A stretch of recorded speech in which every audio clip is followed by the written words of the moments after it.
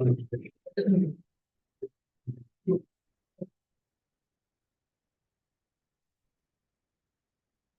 evening.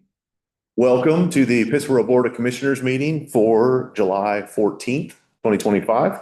And I will call this meeting to order, and we'll start with a moment of silence.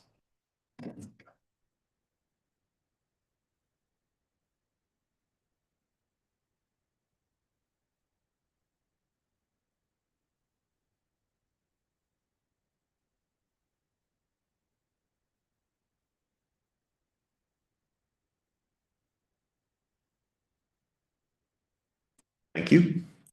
Commissioner Farrell, will you lead us in the Pledge of Allegiance? Everyone rise for the pledge. Pledge allegiance to the flag of the United States of America and to the republic for which it stands, one nation, under God, indivisible, with liberty and justice for all. Thank you. Thank you. We have the regular agenda and the consent agenda this evening. Are there any changes to the regular or consent agenda? Yes, I would like to request two items be pulled from consent for conversation later this evening. The Duke Energy grant and the installment loan financing line item. And I'd appreciate if we could address the installment loan financing first and then talk about the Duke Energy grant second. Okay. What number is that? Those are number 5 and number 6 on the consent. Okay. So we'll make the number 5, we'll make number action item 12, and we'll make, or sorry, the installment financing, we'll make action item 12. And then the Duke Energy grant, we'll make action 13. Is there any other changes? Okay. Take a motion to approve the regular agenda. So moved. Thank you, Commissioner Bonitz. Is there a second? Second. Commissioner Vose? All those in favor, say aye. Aye. Thank you. I'll take a motion to approve the amended consent agenda. So moved. Second. Thank you, Commissioner Farrell. Second, Commissioner Bonitz. All those in favor? Aye. Thank you. Okay, we don't have any information items this evening. So up next is a ceremonial item. It's a resolution for the Kiwanis Club. So if I can have some representatives or all of y'all join me at the podium up here. Joe.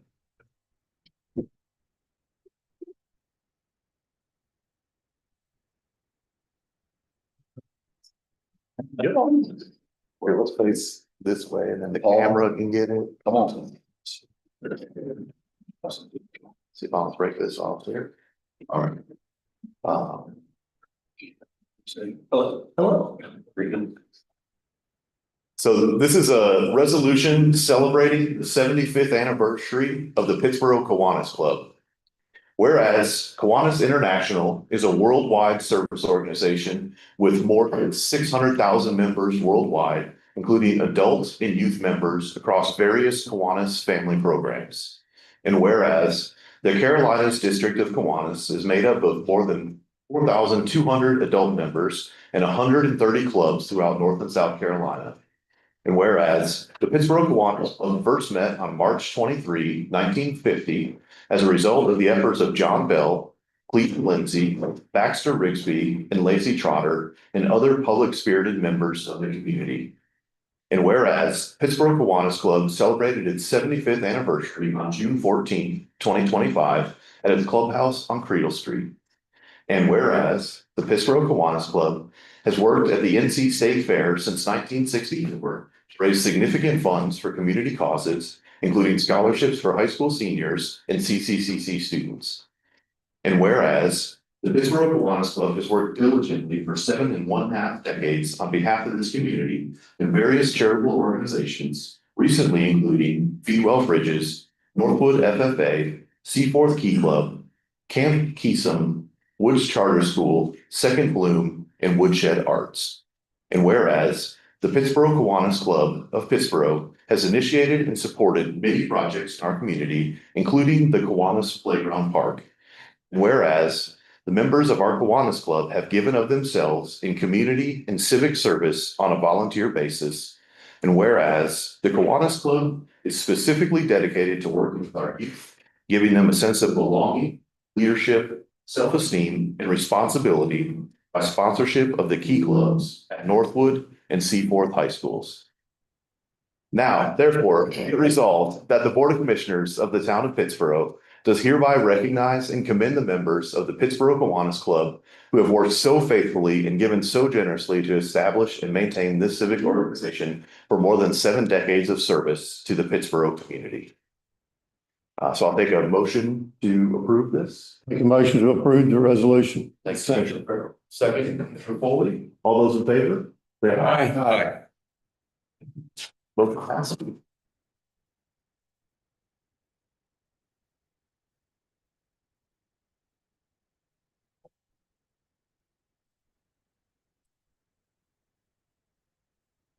Get a copy of this. Thank you. Didn't he cover? Yeah, we got one more.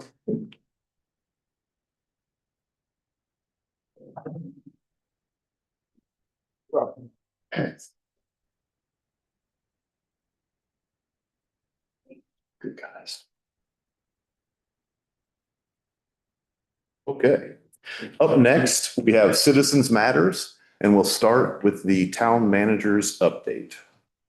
No updates. I'll turn it over to Colby for his report on the storm.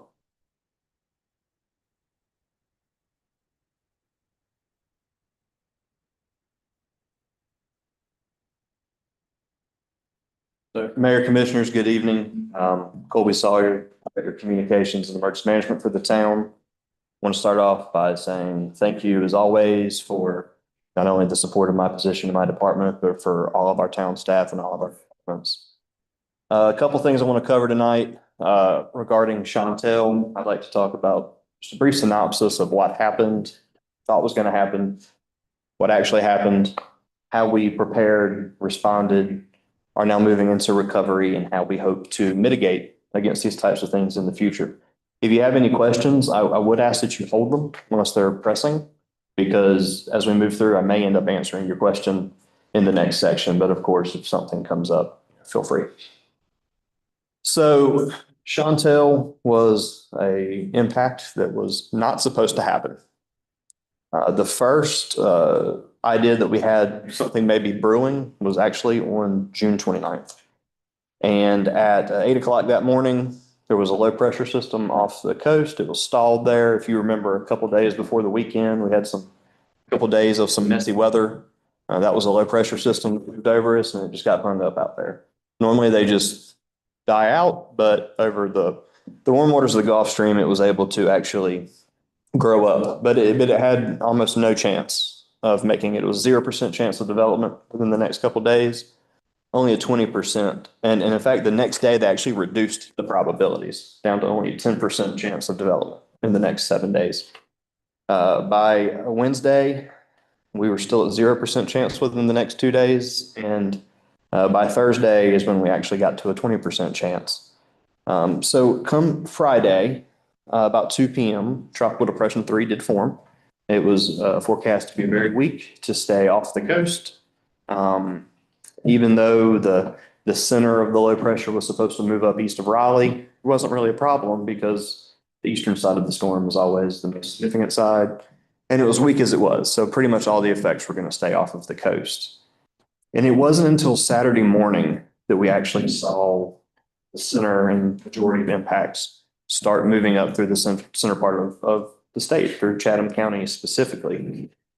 So it was 5 o'clock on Saturday that we first saw that. We had our first briefing sent at about 6 o'clock that evening that was sent to the leadership and operations team here at the town. We talked about how we were going to respond, how we were going to prepare, what we were going to do. But at that time, the best forecast was equivalent to a couple thunderstorms. We were supposed to get a couple heavy summer thunderstorm type rains over a 12-hour period, and it would be going by the morning. In fact, Saturday afternoon, the reasonable worst case scenario, the worst case model showed us about 3.9 inches of rain maximum. And that was the 90th percentile. By the next morning, it actually reduced. The reasonable worst case was only 3.1 inches. And it just kept moving up. At the time, as the storm was moving through the southern part of the state in South Carolina, it was verifying exactly what they were forecasting in those areas is what they were seeing, 3 to 4-ish inches. And so that evening, about 4 o'clock, it started raining pretty good. Not about as much as we expected, but there was no really issues, no flooding reports down in town. One tree fell outside of the town. I think there may have been a wreck. And by 5 p.m., Oakwood and Thompson were flooded in their normal spots, nothing beyond what we see during a normal rainstorm. But then it didn't stop raining. And so by 6:30, calls started coming in all over the county, water rescues, trees down, wrecked. Our staff were out responding to calls, our police officers checking roads, checking vehicles. The fire department was out answering calls. I was out in the town answering some calls.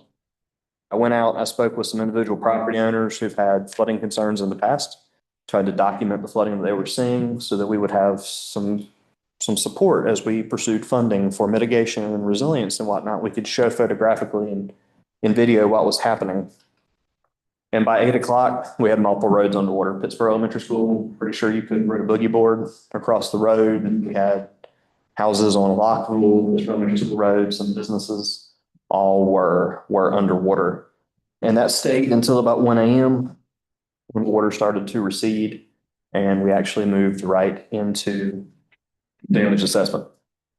So what we did to prepare was the same thing we would do for any storm of the magnitude we were forecast. We checked our small engines, our small equipment, our chainsaws, our trucks, our things like that.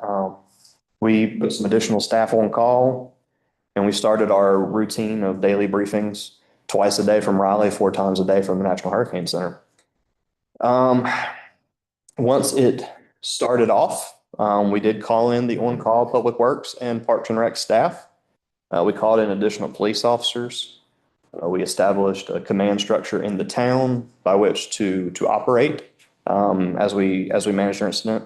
And we started triaging those calls that we were receiving, sending teams to those that were the highest priority, getting roads blocked, assessing whether or not reports of flooded roads, flooded structures, flooded houses were valid. And once things started to settle down enough and we had a grip on what was happening in the town, we started being able to put out actual messaging that said something other than it's raining. Because prior to about 1 o'clock, all we knew was it was raining and it was flooded everywhere. So what you may, if you all live in town, but there was probably a large number of alerts that came to your phones. Those were wireless emergency alerts. They're actually pretty rare to be issued outside of tornado, flash flood, and amber alerts. Those are the 3 most typical things. Chatham County actually issued 2 civil danger warnings that night, encouraging people to stay off the roads, to shelter in place.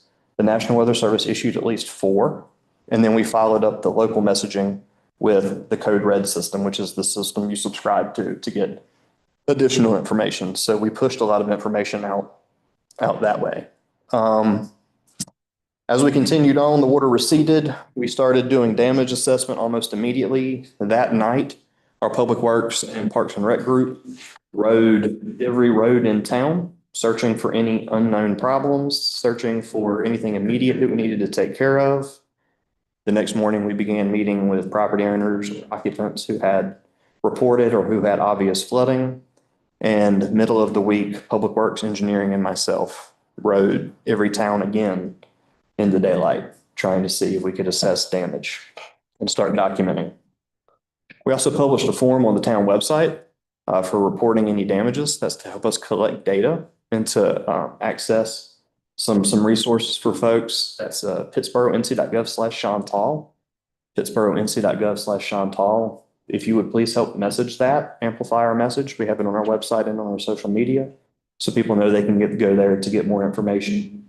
and to fill out that damage report. One of the most significant pieces of damage that we did experience to town infrastructure was the walking bridge at the Town Lake Park.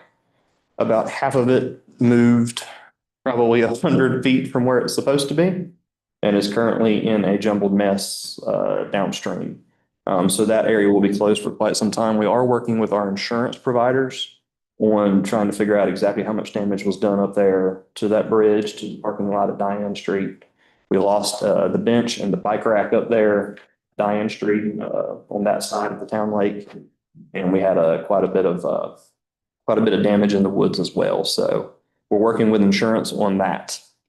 So with all of that being said, there are some things we're already doing to try to help with some of these issues. So as you know, we are well underway with the Oakwood Drive culvert replacement project. I think we're on track for substantial completion by the end of the year. Is that right, Kent? Substantial completion of that by the end of the year, which will more than 2.5 times increase the capacity of that culvert to be able to handle water without flooding Oakwood. Of course, we are trying to figure out the Pittsboro Road Bridge. One of the things that went really well this time was our staff who came in. They went right to work. They ingrained right in the incident command system that we trained. Everything honestly went about as good as could be expected at 10 o'clock at night when you have just been surprised. And when a good number of your staff are on vacation. So we did recognize the need for barricades, some additional signage. Those have been ordered to help us be able to close more roads, to be able to put more signage out when we have impacts. And the last piece is, it just so happens that last week we had our kickoff meeting for the Cape Fear Regional Hazard Mitigation Plan, which is a plan we have to update every 5 years. Those are where we identify the actions that we intend to take over the next 5 years to mitigate against hazards and the funding stream. Essentially, that's what unlocks a lot of the funding streams for these types of projects. So that process is well underway. None of this could have been done without the staff, the police department, fire department, First Health EMS, Public Works, Parks and Rec, engineering inspections, downtown planning, Chatham County Emergency Management. Everybody played a role in responding to the town that night. They were incredibly busy, and we made the best of what we had. That's what I have for you this evening. If you have any questions for me.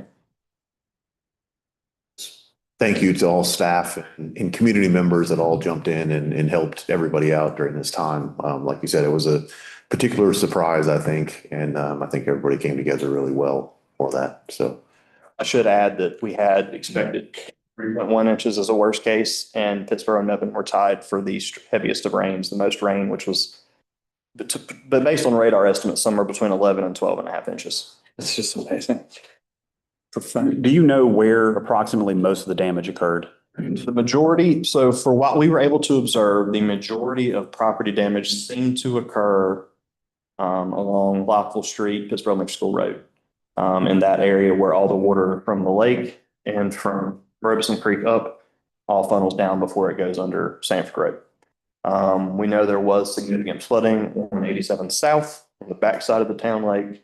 And of course, we had some infrastructure damage in some different places, some driveways wash out, some manhole or potholes open up and things like that. But those were pretty scattered. how far over the dam do you think that the water was? So I did not get a chance to get up there and look at it as it was going. But the last heavy rain event we had that caused flooding, it was overtopping it pretty good, and it didn't move that bridge. And this one took that bridge, took it apart and carried it down the river, including a bike rack, a bench, some other things. So I was down there about midnight, maybe it was 12:30, and the water was up to the gate. And That's a few feet. a few feet above the dam. And previously I had the last hurricane that came through, it was about halfway up the little parking lot that we had built. So substantially higher. At least a foot.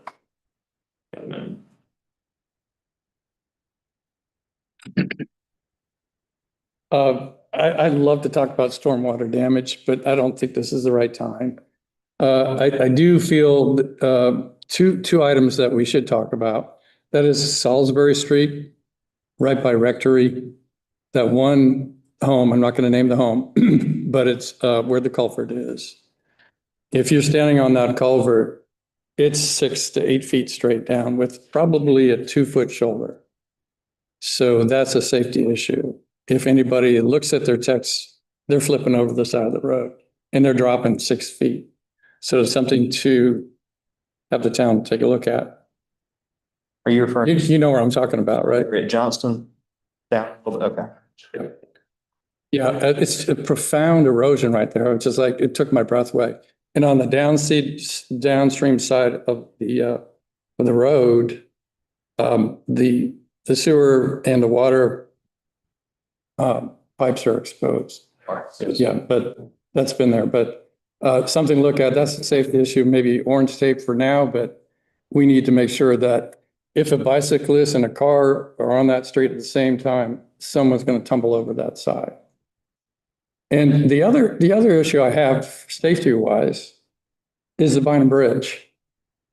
I know it's not part of the town, but one connection side does butt up to the town. Is that correct? Or is that State Park right there? The Bynum Bridge. The southern side is gonna be in the state park, in the state's right of way, in their easement, I believe. The reason I bring up Bynum Bridge is I remember glancing to my right, I was heading out of town, and I saw a enormous sized tree, horizontal, 6 feet above the water. There's probably damage to that bridge, and we have foot traffic on that bridge. And I don't know if it's been addressed. I don't know if this is the place to talk about that, notify, but it's something that we need to check on. Before anybody steps foot on that bridge, we need to make sure it's safe. Certainly pass that along to the. You know, you saw where the water was from, yeah. To the So, bottom of the bridge. yeah, it was amazing. Both roads on both sides are state roads. That's state bridge. State. Okay. So those are the two safety issues. I would love to talk about stormwater, and I think I'll put it in an email to the town engineering staff. So. Other questions, Colby? Thank you, sir. Thanks, sir. Good job. Go. We'll go to mayor and commissioner updates now. I will start with mine.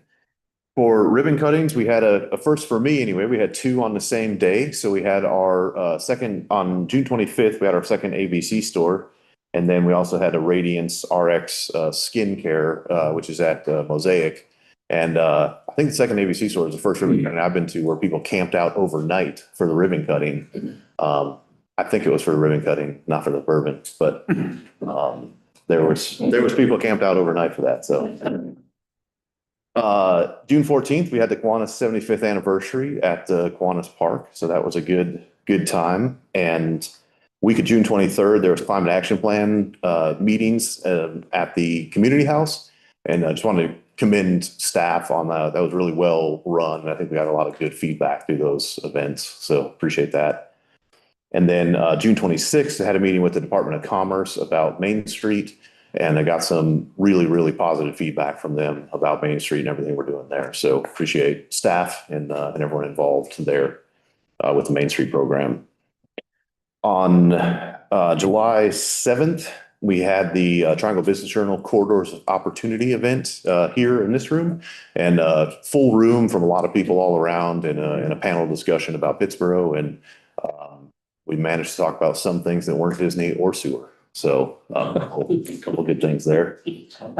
And then actually last night I attended a session of the Hunt State Policy Fellows, which is a training I did last year, and then as a alumni return event for that. So good event there, focused on education generally in North Carolina.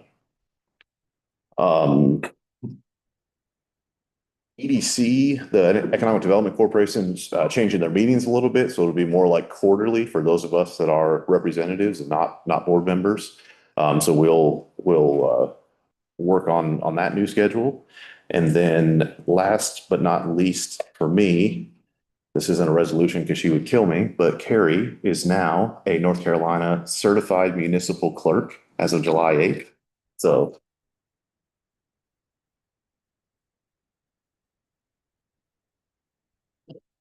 really appreciate you and everything you do for us in the town. So.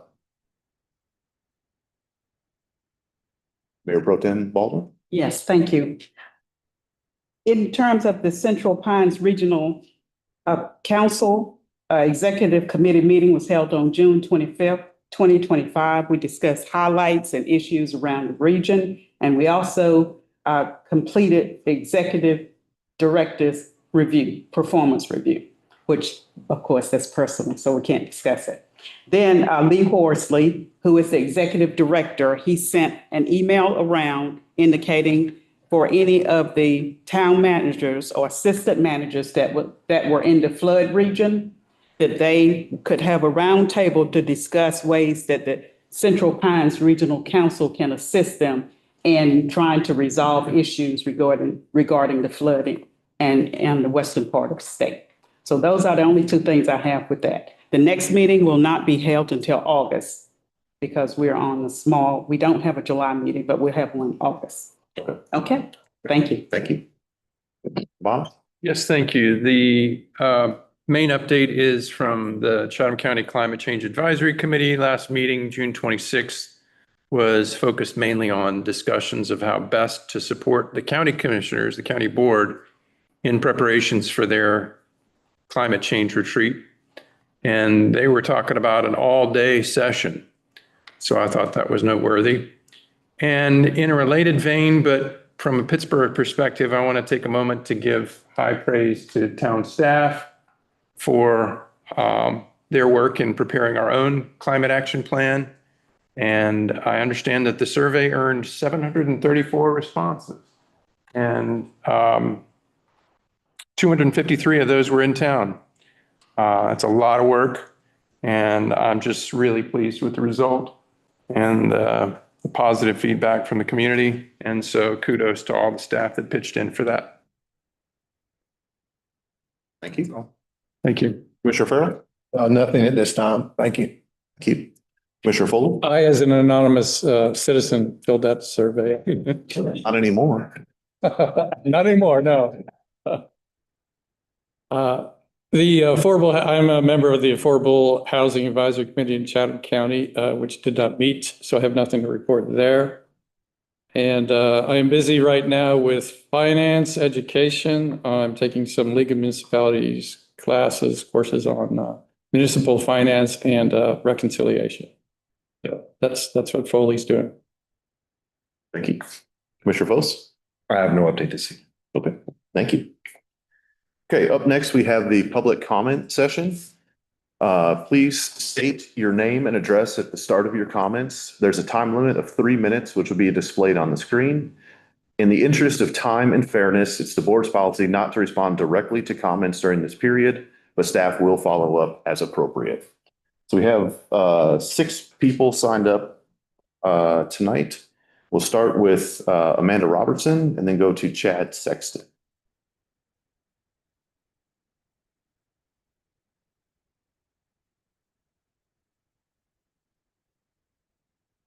Commissioners, thank you, and colleagues. I will apologize in advance. I'm still struggling from some surgery this summer that impacts my lungs, so I might start coughing, and I apologize for that. My name is Amanda Robertson. I live in the ETJ at 244 Prince Creek here in Pittsboro. Chantal came into Chatham County last week and wreaked havoc. A lot of residents and businesses suffered. We fared far better than Chapel Hill, though. That's because we don't yet have the level of development that they have in Chapel Hill. This is only going to get worse. Climate change is here, and it's not going to go away in our lifetimes. These big storms form because the air is hotter. Warm air can hold a lot more moisture. It will hold it and hold it and hold it until all of a sudden it just gets so full, it just comes down at once wherever it happens to be. And that happens in the summer. And that happens in the winter. You may remember several years ago, we had 15 feet of snow drop up in New England several times. After Helene hit western North Carolina last September, most of us probably acknowledged that a storm like this was going to come to us eventually. For many, it was a shock that Helene didn't hit us instead of Western North Carolina, as I did. And Chantal wasn't Helene. Thank goodness. We all may yet have time to make better decisions in our stormwater management. And I'm not referring just to our governing bodies like the town of Pittsboro and Siler City and Chatham County, or even just our citizens and businesses who must also prepare. But I'm also speaking about developers. They too must step up their game, whether they are required to or not. And yes, that includes Chatham Park. We are all in this together. I live in Pittsboro, in the ETJ in the neighborhood of Prince Creek. We are all surrounded by Chatham Park, arguably on 4 sides. And we are also downhill from their development called North Village. Chantal brought more water than my neighbors have ever seen in our neighborhood before. People who have lived there for 40 years or more. It washed our road out, which we had all just re-gravelled at a cost of over $15,000 last fall. And I can tell you that a good bit of the water and the silt in the water came rushing down the hill from Chatham Park. It polluted Prince Creek and Robeson Creek and the Haw River and Jordan Lake. And I know this because my husband and I live right next door to Chatham Park. And that huge, enormous pile of dirt that has been built up for their soccer fields up there by the Y. And after this storm, had huge gouges where all that dirt washed down into our neighborhood and into these water bodies below. We all need to care for the future that all of us have to live in.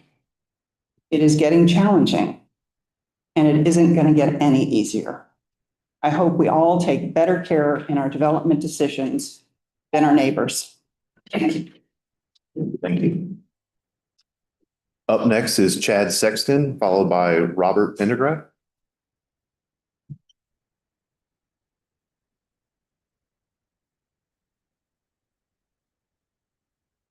Hello, my name is Chad Sexton.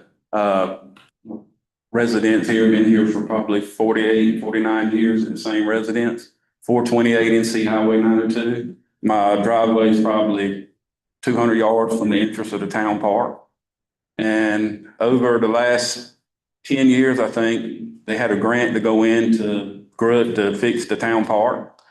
And they needed to get the sealment, all that out, which they had engineers come in because I was down there recently watching. And what they did was basically fill the lake back in and put waterfalls in and rocks. So everything is backing up and it's getting worse every year. The company that was doing it said that the town, they were supposed to do maintenance on it every year. So I was wanting to know if it's been done every year. To me, probably not. Because it's getting worse every year. This last incident, which I sent him the pictures, I probably got about $125,000–$30,000 worth of damage to materials at my house from this storm. And it's getting worse to the point of something's got to be done. You know, the last hurricane was Fran, I guess, where it was the highest I'd ever seen it. This last time was the highest I've ever seen it. From where the end of that flood zone was probably 8 foot high water. And so the water has nowhere to go. And they had a spillway that was removed when they done all that work years ago. So I was wanting to know what's going to be done about it. Something needs to be done about it. It's to the point of, you know, it's unbearable. And I think last year they fixed a spillway, something like some kind of emergency valve. And can anybody can explain what that is to me, because nothing was done with it. Last year when they had that hurricane, they called me and told me that they had pumps on standby in case they needed it. I hadn't heard anything, nothing was done this time. So I'm asking, can that be fixed to fix, you know, what's going on? And far as the drains and stuff, it needs to be dredged, and all the sludge needs to be out. It's filling in. And it's going to get worse downtown and everything else because that's where it started.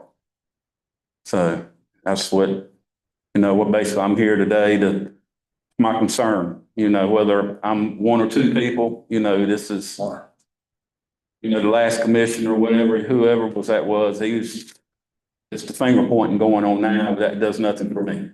You know, just like anybody else's house, They want it fixed.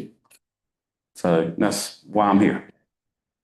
So I'd like to, he's got my email and I'd like to, find out what's going on. Thank you. Thank you.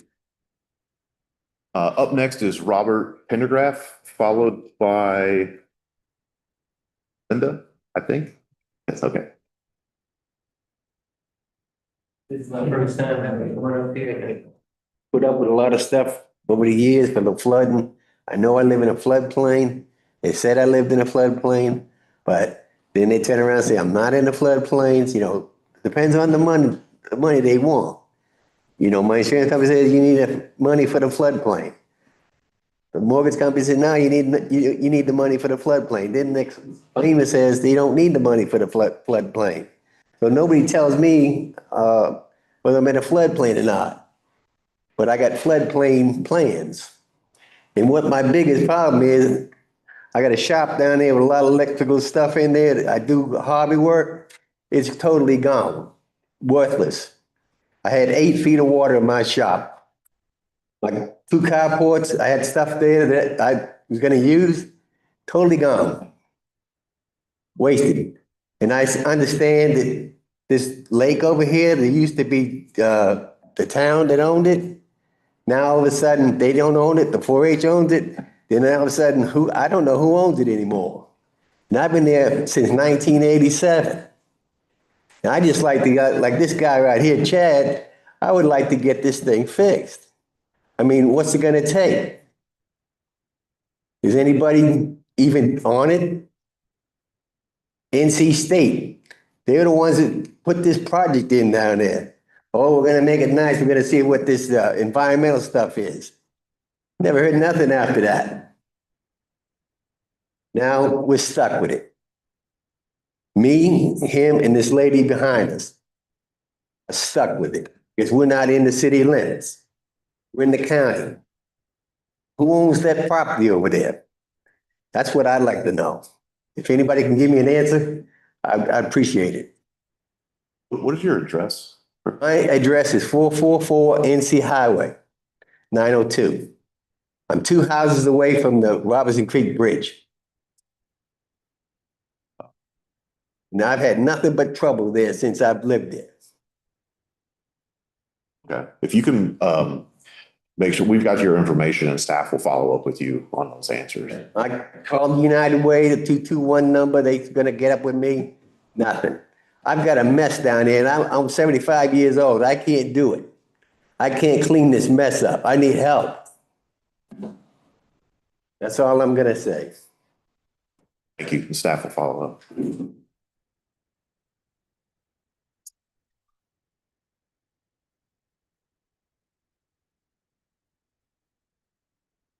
Hi, how are you? My name is Linda Spadafora. You were afraid of that name. Just make sure I was reading it right here. I recently moved from New York. That's too. Sorry. My address, 76 Prospect Place, Pittsboro. I recently moved from New York to retire in Encore at Chatham Park. And so I'm representing a bunch of people who live there. And we realized that the water bill comes, it's $42 before you flush the toilet, before you have a drink of water. So like this month, my bill was $95. It's me and my husband. That's insane. You came here from the north to save money. Everybody's in the same boat. Everybody's retired, living on fixed incomes. And there's going to be 350 houses. They get $100 to start as an initiation fee. That's $35,000 they're going to have.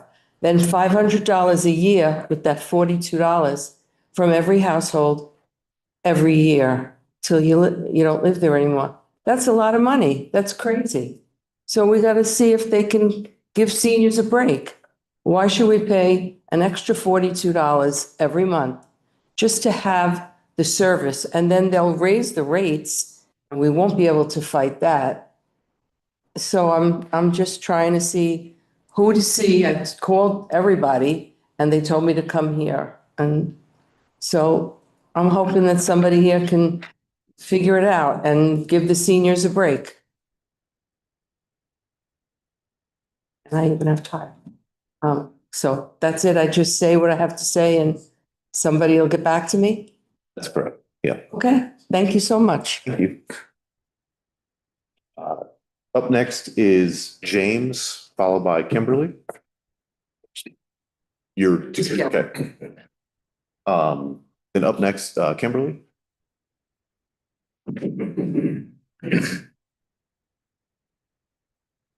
I'm gonna lie, I was kind of hoping James would go to give you a second here. I am the neighbor of the nice gentleman in the back who actually, I'll say I wasn't prepared for this storm. I'm sure a lot of people weren't. I was in Beaton. I heard a phone call that said we're supposed to get flooding. I said, okay, well, I'm fine. Blessed by the Scott family, my backyard is fairly safe from a lot of these floodings. I'm also on 902 there. I watched the water creep up from this gentleman's property and end up in my crawl space. I have a question. I'm gonna take this a different direction. I know most of you, so I'm gonna take this a different direction. How many of you are parents? Seriously, how many of you are parents? How many of you are watched the incident in Texas and watched children get flushed away? How many of you are single parents who live by yourself, who watch the water crawl up to your crawl space when you've never had a flooding issue? I was that person. Now, I know many of you are transplants. Many of you aren't from this area. Your mother's house is behind my mother's house. It took me 45 minutes to get from my house on 902 to my mother's house because I was so afraid to be in my home.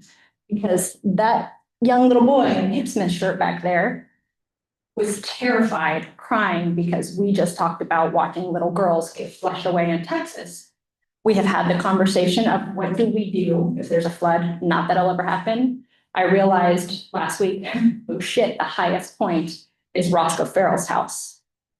I am probably a 10% grade from him. If the water gets from my house, it gets to his house. We are trapped.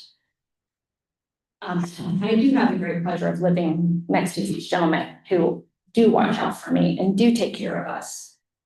What do you do when your neighbor's property is drowning and that is who's supposed to take care of you in this kind of situation, right? I got in my car, I drove around, tornado warning, go back home, sit in my house, watch the water come into my crawl space. Got to get out of here. Trees are down, can't get down 902.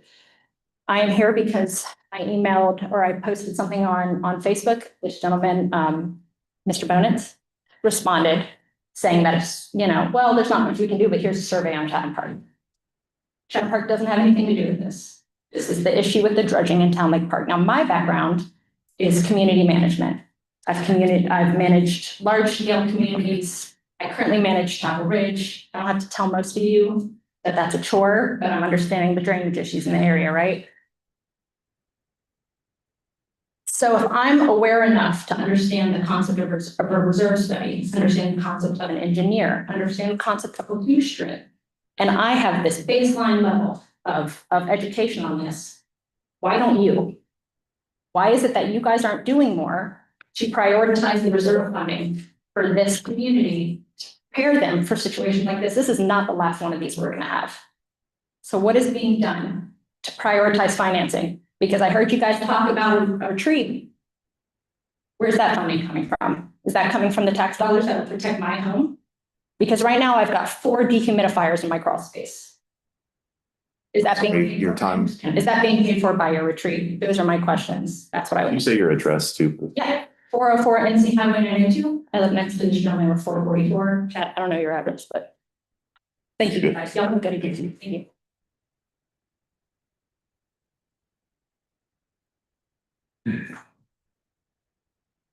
Okay, thank you.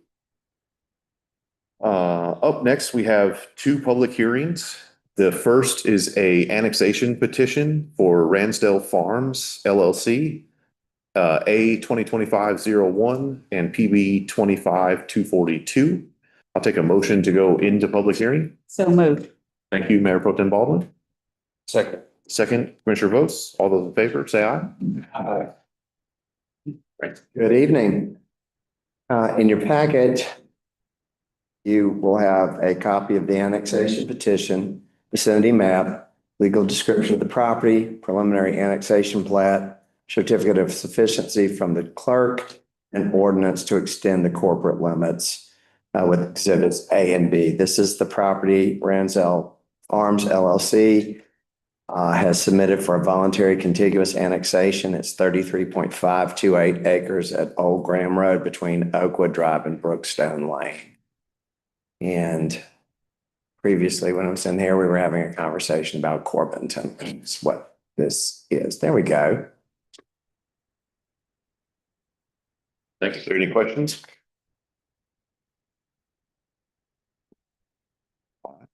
I do have some questions.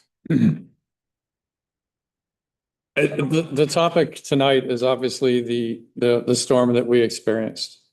And the back or section of this property is downhill.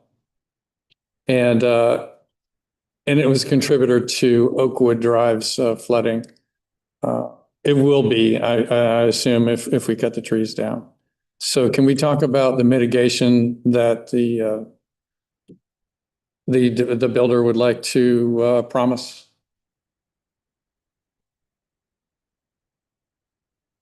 There we go. Hi, Nick. My name is Nick Robinson, practice law at Bradshaw Robinson, Fuller and Rayner in Pittsboro, 128 Hillsborough Street. If I heard the question correctly, this was a question about the stormwater, I guess, in the back part of the property. Yeah, so I think some conversations were had after the storm with the town manager and the engineer on the project, Mark Ashness.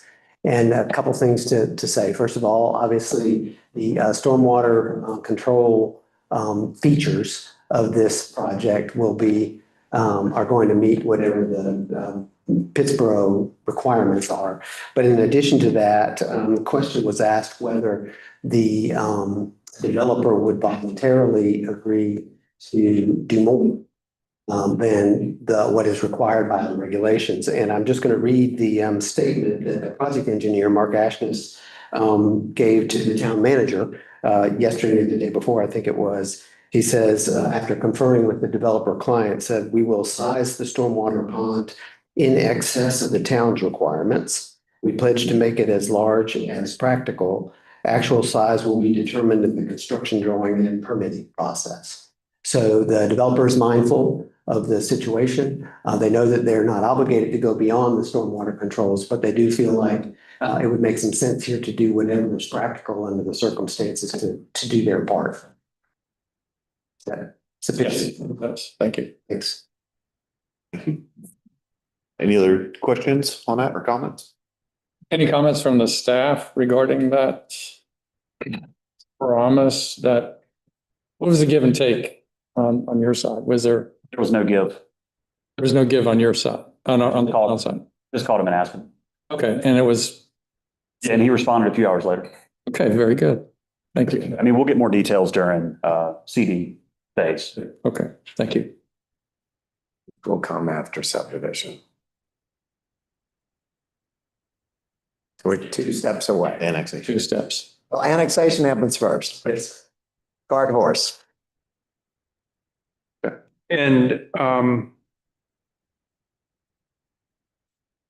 Mr. Kuhn-Tingle, I think you're probably very well suited to answer this question, because my general understanding after years of talking about stormwater and ways to control it, is that town governments have fewer levers than we used to have.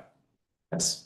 And the current legislative atmosphere is removing even more of those levers. And so rather than me giving an opinion editorial on it, I would like, if you would be willing to summarize kind of what are our powers to constrain developers in terms of stormwater controls? Sort of comes from a couple of places.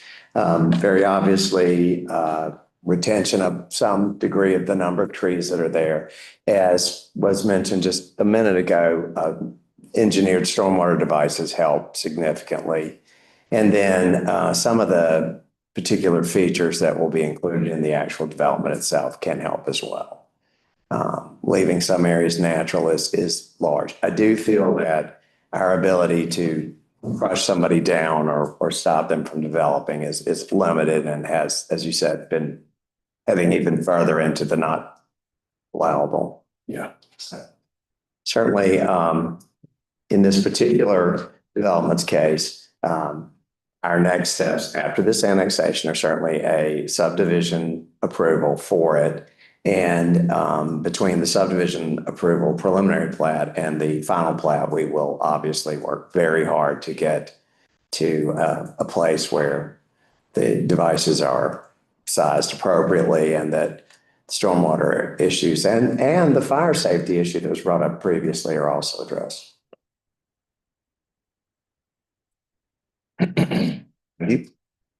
That helps. It does help. And I know that there's a lot of complexity to stormwater control engineering. But can you help myself and the lay audience understand what is being referred to when people say controlling a storm to the 10-year standard or to the 15-year standard or to the 100-year storm standard? Certainly, if you're engineering for the traditional, I think it works more in the 2 to 4 inch rain event. In this particular case, a recommendation is going to be the 25-year storm, which is more like a 6-inch rain event. This most recent set of rain and precipitation is more like having 6 months of rain in a weekend. So it's extremely severe and hopefully not commonplace all the time. But certainly a neighborhood that is built to withstand a 25-year storm is significantly more likely to create less of a runoff problem than one that's more. I just feel like Kent is going to jump right in. Yeah. I mean, something. Yeah, so just saying what you said is right on target. I think one of the things talking about the 10-year storm, 25-year storm, what that really means is it's a storm with a 25% chance of recurring within any 1 year period. And that's the same for if it's a 1 year, it's 1%, 2 year, 2%, and so forth. So that's really the description behind that nomenclature. It's long ingrained in the civil engineering practice. It's not the greatest descriptor because we see how those thresholds are regularly, surpassed. And so it's a challenge with the terminology, but that's really what it is intended to describe. Okay. And I think the other thing, as Randy was talking about, we have been discussing for going back to our when we were drafting legislative priorities for the board this spring. We have been considering how to get, because you talked about the legislative environment. So we recognize that this has to be a partnership with the development community. So we've been considering how to get agreement on increased stormwater controls earlier in the process. We have some thoughts about that we're not completely ready to reveal at this time, but it's nothing earth shattering. It's being done in communities in North Carolina. So we're looking to borrow some of those best practices is the best way to describe it. Well, now that we're talking about stormwater, just heading down Hillsborough Street from Lowe's, heading towards the circle, and I'm counting the number of driveways that cross that stream on the right hand, on the west side of Hillsborough Street. There's 9 driveways. And if I was an owner of one of those driveways, I would be praying to the good Lord that I don't have another $5,000 bill handed to me because of the way the water's running down. And if you think about it, Pittsboro, big picture, Pittsboro is pretty much on the bottom of the hill, right? From Powell Place, from Lowe's, from Belmont Point, Belmont Station, across down to Thompson Street, everything funnels into Robeson Creek. And the town is in the way of that, everything. And so we as a community are looking at culverts that vary in size all over the town, from 24-inch to 54 inches, 60 inches. There are some on Thompson Street that are completely blocked right now because of the storm, and I'm sure they'll be cleaned out. There's a culvert just east of the entrance to Chatham Forest that's very compromised. And if you look real closely, you'll see the reeds bending over. They were washed away, and they're headed downhill from that entrance to Chatham Park. So all of Thompson Street flood right beyond that. It's very obvious to look at it like that. And if you look at the culvert itself, it's relatively small. I'm guessing 36 inches. We might probably have to double that to go under Thompson Street. And I'm not a engineer, but Thompson Street needs to be looked at and cleaned out immediately. There's a lot of stormwater debris right in the middle of that. So that's one issue. Commissioner Foley, I'd like to suggest we're in an annexation public hearing. Yes, I'm sorry. It's stormwater. It's later, or maybe. I'll put it in an email. Okay. Anyway, so my apologies. But I do want to say that this is an extreme hazard that we need to be addressing. And again, I apologize. Thank you. Okay. Any other comments on the annexation? Oh, yeah, annexation. Yeah. I do want to thank staff for the response to my questions. And I also want to express gratitude to the applicant, their representation tonight, Nick Robinson, because of their willingness with this project before the stormwater issue came up, their willingness to help with the sidewalks, our greenway, in lieu of affordable housing contributions. And I want to make the connection that because nearby naturally occurring affordable housing is going to benefit from these really vital transportation improvements, bicycle and pedestrian transportation improvements.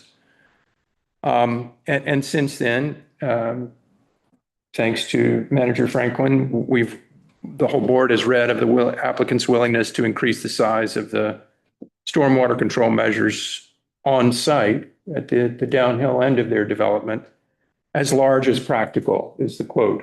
And I'm hopeful that they can manage a very significant increased investment there to have a zero hydrological impact on the downstream from their project. That's my hope.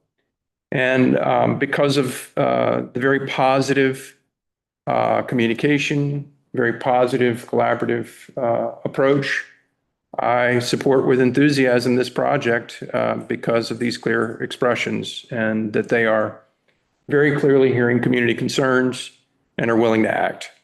The responsiveness is refreshing. So I look forward to deciding on the annexation petition. We had no one signed up for public comment for this or to speak at this public hearing. So I'll take a motion to close the public hearing. So moved. Thank you, Commissioner Bonitz. Second, Commissioner Vose. All those in favor, say aye. Aye. Any additional comments or questions from the board?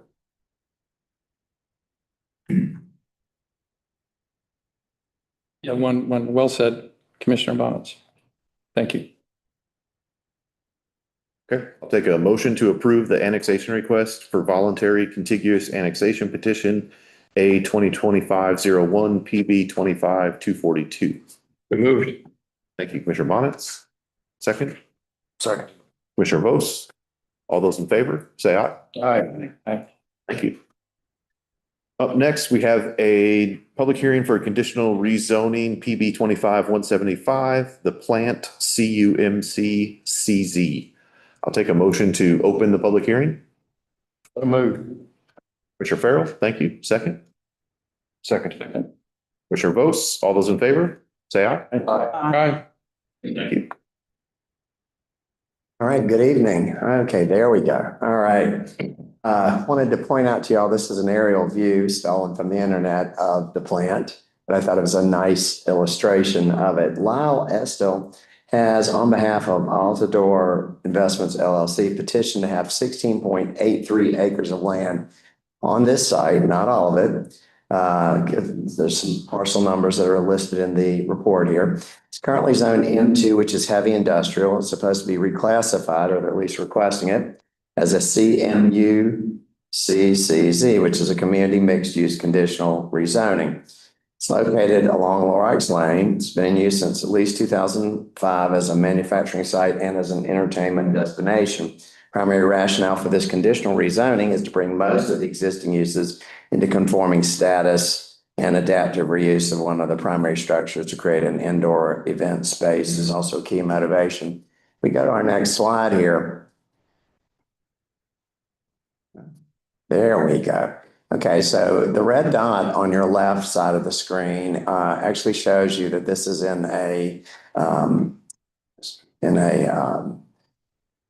development center in our land use plan. It's also, as I said, slated for this particular type of growth. The way it's currently zoned is actually on your right-hand side, and that is just everything that's sort of mint green. It's one big M2 district. If you go to the next slide, there you go. And so the idea is to leave the Mead Company out, which is up top in the red circle. The building that sort of caused this project to come forward is the thing in the purple circle near at the bottom. There is not a plan currently to go in and just massively rezone. It's just that in the particular list of uses, I believe we go to the next slide. Or do we? There you go. See this list of everything that's circled in red is something that's going on the site right now, more or less, that is not complying with the current zoning. So every one of these uses is non-conforming. And when you go to get permits from the county, or you go to get a construction loan to do something, you're doing so with a particular piece of property that is not zoned to fit those needs. M2, heaviest industrial, brings to mind for me a cement plant or a place to make wood products. It doesn't really feel very much like a place to go have a beer. So anyway, or enjoy one of the food trucks. So the request, there are some members of the family here. You want to come up or not. And basically staff reviewed this. We've been working on this since December or earlier. And there is a list of uses that's included in the conditions that you're going to find in the packet listed as Exhibit B. And I believe I received, do I want to go through this now? I can. Okay. So one of the issues that was identified by the mayor was that on this list of uses over here on, I guess if you're looking at it, it's on the left-hand side of the screen, it certainly isn't when I'm looking at it. There are a bunch of uses that aren't actually defined at all. And there is a suggestion that for uses like the workshop or indoor-outdoor venue, or game room, and I think the game room was one of the most important definitions that was agreed upon today. I'll go through that in a second. Overnight lodging and club and meeting spaces. Those things were a little vague and weren't defined very well. The game room, which is actually shows up on the previous slide as something that's sort of ancillary to something else, didn't make it clear, but in this definition that was recommended today, does everyone have a copy of this? That is my next question. That's good news. Okay. But if you actually look down at the game room description, it's an indoor space for playing board games, tabletop, role-playing games, arcade games, and pinball machines or similar. It excludes gambling, games of skill, that would certainly be internet sweepstakes, any devices that are regulated by the NC Lottery Commission. I thought that was a good clarification. So I would certainly request that this set of definitions be added to the conditions. That is my speech. Thank you. Would the applicant like to speak? This is Tim. Thank you. Mr. Single? Commissioners, Mayor, any questions? We just want to play some cards. And I know that space, so, and I think overall, I think we're all understanding what we're trying to do here is just, continue what's happening there. But also, since this is a permanent zoning change, that it sort of like protects what could happen in the future as well. So, correct. Appreciate you, working with me on those definitions, to make sure that's clear, so. Any questions or comments from the board?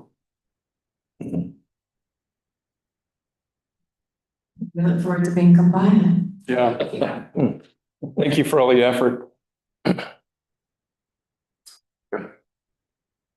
There's no one signed up to speak for this public hearing, so I'll take a motion to close the public hearing. So moved. Commissioner Vose. Second, Commissioner Farrell. All those in favor, say aye. Aye. Okay. Yes. Just say when someone makes the motion to approve, if that is the will of the board, please say amended to include the handout. Yes. That's my request. Yes. Okay. Thank you. Approve it. Any other discussion, question? Okay. I'll take a motion to approve PB 25-175 as with the amended definitions for workshop, indoor, outdoor venue, game room, office space, overnight lodging, and club meeting spaces, as well as the attached draft consistency statement as presented. Moved. Thank you, Commissioner Bonitz. Second, Commissioner Vose. Any other discussion? All those in favor, say aye. Aye. Thank you very much. Really appreciate it. All right, action item one. One thing, I got something on my mind, before we go. And we've been discussing stormwater quite a bit, and I would like to make sure that staff is, in line with the issues that's going on at the lake. I've been living here 68 years and it's been a problem for 68 years. We used to could put a boats in that lake and fish, and catch fish. There's numerous fish in that lake. When NC State did their survey or their silt, they ruined that lake. Just like Mr. Sexton said, they ruined that lake. It hadn't been the same since, so I really think we need to put some emphasis on either fixing the dam, do some type of spillway or whatever we do. That 8 foot of water backing up in there is ridiculous. It's just way over, it's dangerous. So whatever we need to do, I'd like us to, get a grant, get some kind of monies and see if we can't move forward on some kind of federal grant. Yeah, later on the agenda, you have a budget amendment for consideration. And so we can talk about that when we get to that. Okay. If that's okay. Yeah. All right. Thank you. Okay, the first action item is a request to close Suttles Road, a portion of Suttles Road. Mr. Mayor, members of the board, you have in your agenda package a copy of a petition from Chatham Park investors that asked the town to close a 1.328 acre portion of Suttles Road, which is connected to the Chatham Parkway and the bypass, the 64 highway bypass. This section of the road was dedicated by the town in 2020 to the Department of Transportation. Earlier this month, DOT has decided to abandon its maintenance responsibility for this portion of the road. This process through the GS 168-299 would allow that section of the roadway to be completely closed and not used as a public street any longer. There's a resolution that's also enclosed in your agenda package, which is a resolution of intent to close the road. If you all adopt that tonight, then the matter will be set for a public hearing in August, and you will make a final decision at that time. In the meantime, the section of the roadway would be posted with a notice. Adjoining property owners would be notified. Of course, the adjoining property owners of Chatham Park. And the resolution of intent, if you all adopt that tonight, would be published in the paper for 4 consecutive weeks before the public hearing. So there will be ample opportunity for anybody who has any interest in the roadway or access to the roadway to be here next month and share their views with you. So it's a request of Chatham Park to adopt a resolution of intent tonight and go forward. Stephen Perry's representing Chatham Park and is here in the audience if you have any questions. Thank you. Any questions? Yeah, in general, I'm really curious why any of it? Why are we, why was the road moved and now being abandoned? I just don't understand. It has been abandoned. So that's a fact. It's not a why, but it's a fact. Because there's an alternative route being proposed off of Chatham Parkway at a different location that Chatham Park is contributing.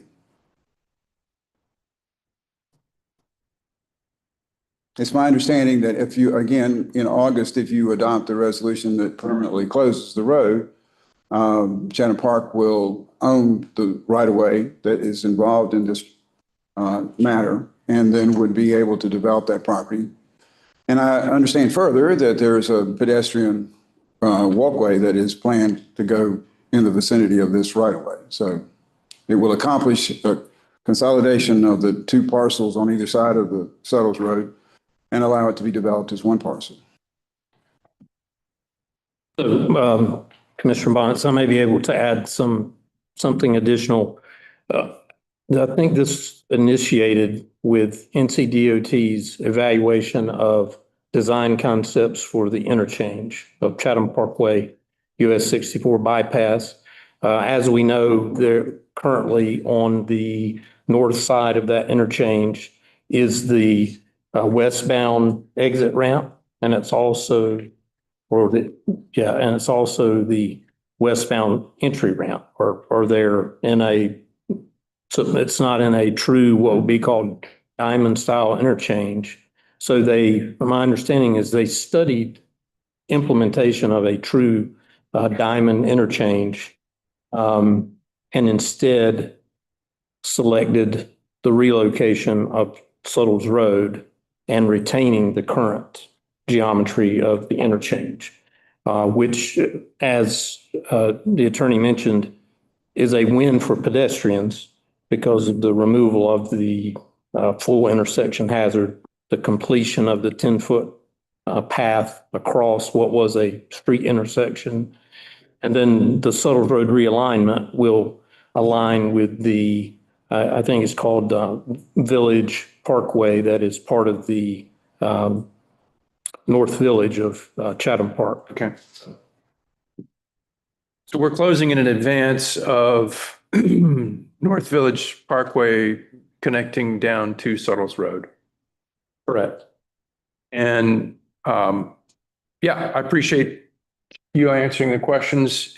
I remember when Suttles Road connected to where Chatham Parkway meets the overpass, and thought it was interesting that Suttles Road curve was built to meet the Chatham Parkway, 300 feet north of the overpass, and now abandoning it and removing it. So thanks for answering my questions. Any other questions?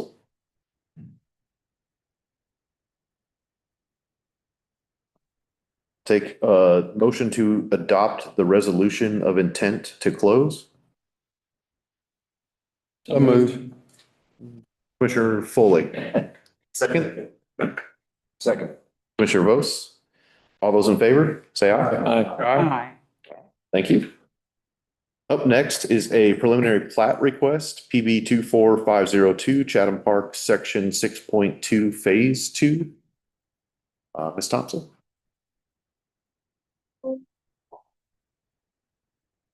Evening. Chatham Park Investors LLC is proposing to subdivide 57 single-family residential lots. It includes 29 single-family detached, also called cottages, and 28 townhomes. This subdivision is in section 6.2, phase 2 of Chatham Park.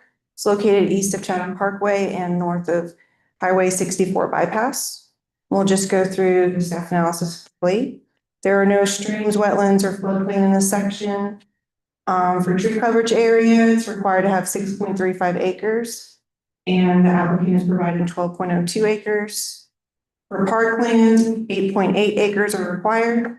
3.9 acres will be provided on site, and the remainder will be provided off site in the north village of Chatham Park. Open space, 4.57 acres are required. 15.62 acres will be provided.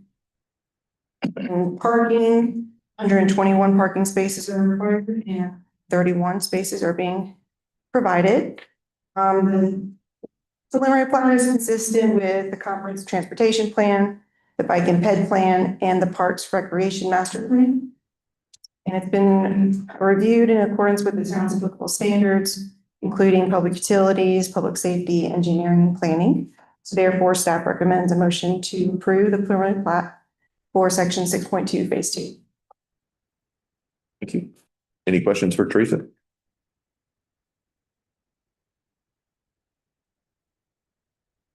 One question, the parkland. Do we have a vision of where that 5 acres is going to be used at? Based on ongoing discussions, it's looking like it'll be in the park in section 6.3. So the applicant has been working with the Parks and Recreation Director, Katie Keller, on that discussion. So typically we would have all this in and out for preliminary plats, but given the situation that they're still working on details. But we do know it will be in the North Village. Okay, but it would be added to some acreage we already have. Well, they're required to provide a certain percentage of public lands for recreation. So part of that requirement for this section is going to be used in the park that's going to be in section 6.3. 3.9 acres. Correct. Okay. It's about a 20-acre park. And this land is going to that? That's what the discussion is right now. Yes, sir. Okay, thank you. For the final plan is approved, it will be complete. Okay. Thank you. Thanks, Teresa.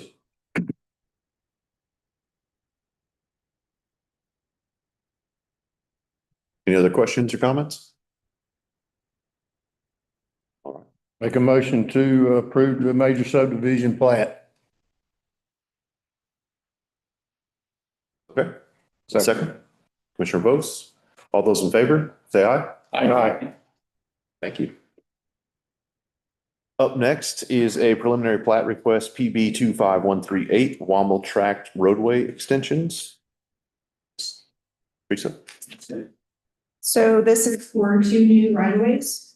There's a 70-foot wide right-of-way called Old Providence Road and a variable width public street right-of-way called Oakland Avenue. This was included in the conditional rezoning for the Womble tract. So what they proposed is consistent with what you approved already.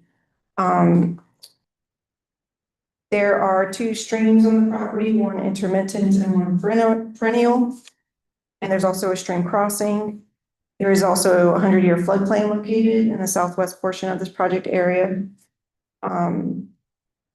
Parkland open space is not applicable yet since there's no homes being built at this time or any non-residential building.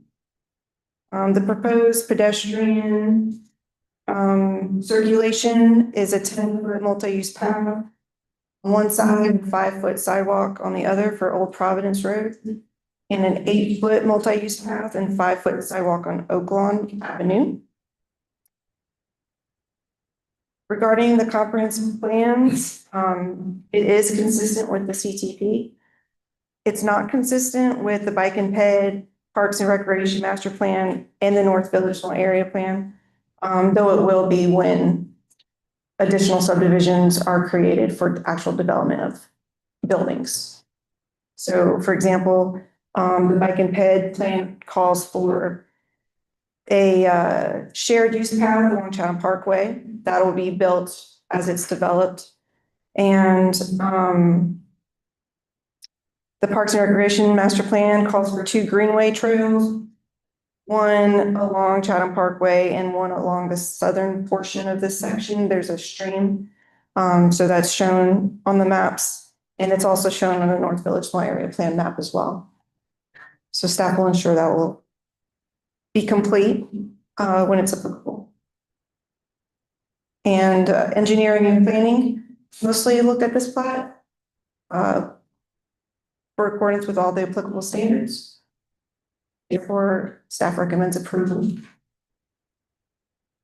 Thank you. Any questions for Teresa?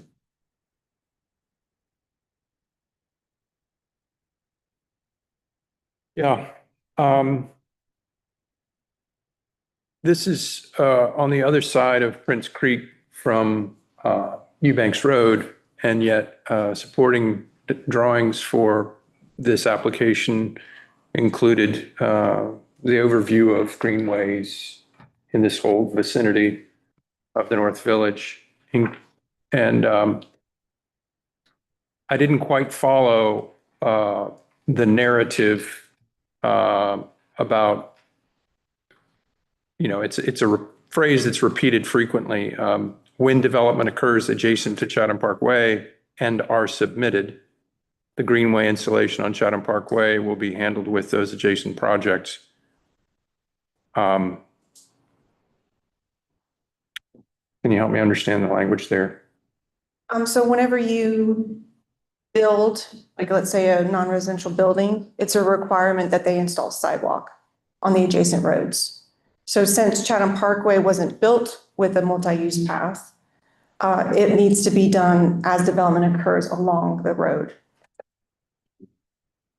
It's like any existing road in town. We would require, as it's developed adjacent to that road, they have to install whatever our comprehensive plans require. So it could be a 5-foot sidewalk, a 10-foot multi-use path, et cetera. And so will that also be the case with Greenway? I think it's an 8-footer marked to go across Eubanks Road. Eubanks Road was not mentioned in here, but Chatham Parkway and Oak Lawn Drive were. Yes, only the roads that are specifically adjacent. Yes, sir. All right. Thank you. That's helpful clarification, Ms. Thompson. Yeah, then the other thing that I that got my attention about this is the floodplain. And the comments from neighbor Amanda Robertson earlier this evening help us cue this up. This goes back to concerns that are years old and were expressed a number of times about the stormwater management and design system for Chatham Park being essentially a black box and not open for public review. And the fact that stormwater is a growing concern everywhere, but especially here in Chatham County, here in Pittsboro specifically, because of our steep slopes and highly erodible land. And of course, because of recent events. So I think it's especially worrisome because my understanding is that the Chatham Park investors, their contractors or subcontractors have had more than 14 violations of county and state rules and laws protecting against soil erosion, siltation, and stormwater violations. And I just cannot pass up the opportunity to say that I think we were led to expect better. And curious to hear what others on the board think, but that's all I'm going to say about this in this moment. Thank you. Yes, sir. Chatham Park, they have to meet the same rules as everyone else in the town, whether you're in Chatham Park or not. the town has two watersheds, watershed 4 protected areas, the majority of the town, and then Jordan Lake watershed. So there's minimum requirements that all development has to meet, whether, it's residential or non-residential. Chatham Park in addition has a element for stormwater that the town engineers review, and it's all public record. So anybody can look at them. But at a base level, it's what's required, for any development in town. They have to meet that. I can explain it in more detail if you'd like, but. I lived through it. The construction development of that element, as did a couple of other commissioners. And the fact that the system was designed for accruing points for certain, utilizing certain approaches or management practices or strategies, and then those points are accrued and values assigned. That's the part that's the black box. That's the part that's not been illuminated. It's not been available for public review. I mean, I'm just looking at the results. And if there's been 14 or more violations, it's concerning. And I'm speaking to what the standards are, not the violations for sure. So, Mrs. Thompson, so from what Commissioner Bonitz was indicating, there were 14 or more violations. Do you have any knowledge about those particular violations or if those things were resolved? For all the ones that I'm aware of have been resolved. We contract with the county, so soil and erosion control. And from what we understand, they're, as soon as they are aware of an issue, they handle it very quickly. And then the county would certainly advise you all that those things were resolved. Is that correct? I mean, yes, ma'am. Especially the town engineering staff. And the erosion, the same type situation, erosion control. Because I was looking in here at this proposed standard and it indicates, of course, erosion control permit will be obtained at the CD phase. Yes, ma'am. So basically that also is looked at by the county. Is that correct? Correct. And then reported. They approve it. They consult with the town before they approve it to make sure that they've received all the approvals required by the town first, before they can approve their drainage. On that thought, is the county requested to come here, or how do they have a scheduled monitor system that they use to observe erosion issues? Is there like a set schedule? Outside of the inspections, I'm not aware of that. The inspections, just the impromptu inspections, or how does that work? There's different levels of inspections that, I think. Yeah, so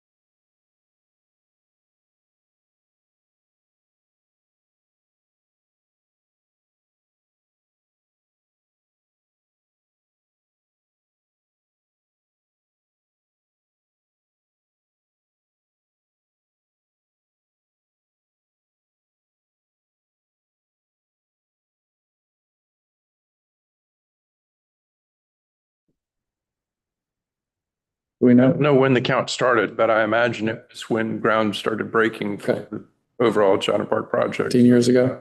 5 or 7 years ago, something like that. So do you see a pattern of misuse? Or Mr. Jackson, I think it's a better question to you. I certainly don't see a pattern of, willful, Okay. Either avoidance or anything of that nature. Chatham Park respond to your request if there is a violation promptly? Yes. Yeah, I mean, I frequently, when on occasion, although the program, as we've discussed, is administered by the county, on occasion, we will intervene just to either to add emphasis or to get information. Those times when I have done that, their staff has been diligent about getting in touch with us and resolving the concern. Sometimes they're more difficult. Sometimes it takes, repeated attempts or just more effort, but they have been responsive. Thank you. I do have one more question. Say if a resident contacts you, the town, and reports they think that there is a violation. So will the county go out there and review that at your request based on their Yes, what we do. citizen? Yes, in that scenario, we do two things. We immediately send that also to the county staff, and our inspector will perform a site visit as soon as possible, just to assess, the magnitude, any other impacts that may be happening that weren't reported, just to complete the information loop. But as far as the enforcement and follow-up, we hand that to the county, and we play a support role where it's needed. So. Okay. Thank you. I was asking so many questions because of the concern with all of this flooding that has occurred, so that the citizens will know that there is a process for that, and that the county and the city, the town, is compliant with what could be done to try to alleviate that situation. Certainly. I mean, these are all good and legitimate questions. So we're happy to answer them and provide additional information as needed. Thank you. Thank you. Any other questions?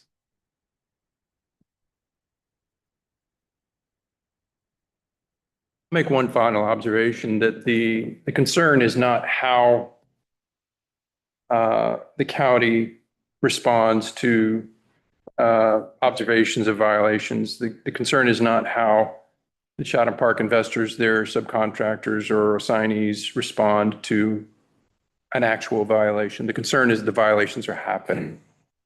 Because once the mud is down the stream, once the silt is in the watershed, the damage is done to the ecosystems and to whomever is consuming the water downstream, having to pay extra to filter that water to a drinking water standard. So the violations just shouldn't be happening. So thank you. Thanks for hearing me.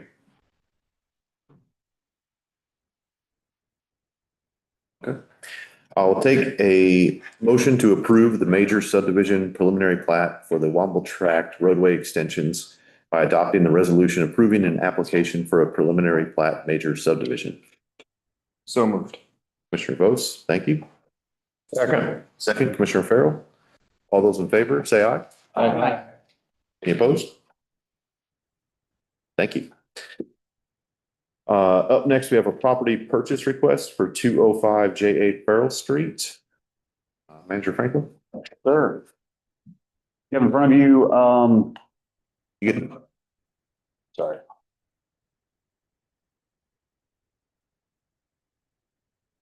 So in front of you, you have a request from staff to approve the acquisition of property at 205 J Farrell Street for $700,000. It was appraised for 1.45 million, has a tax value of $857,000. So this is a pretty good deal. You'll notice that there is, the owner is seeking to convey 48% undivided interest for the purchase price and donate 51% interest balance. And that's so they can get that as a, tax write-off and a donation. That's pretty much it. Happy to answer any questions. Any questions for Mr. Franklin? Will we get a copy of the HUD when it comes out? HUD statement, Yes, sir. transaction. I want to commend the staff for targeting this property. It's such a great location. And I commend the staff for picking up on this and negotiating a great price for this property. Thank you. The mayor identified the property and the property owner was very gracious in allowing me to negotiate with him.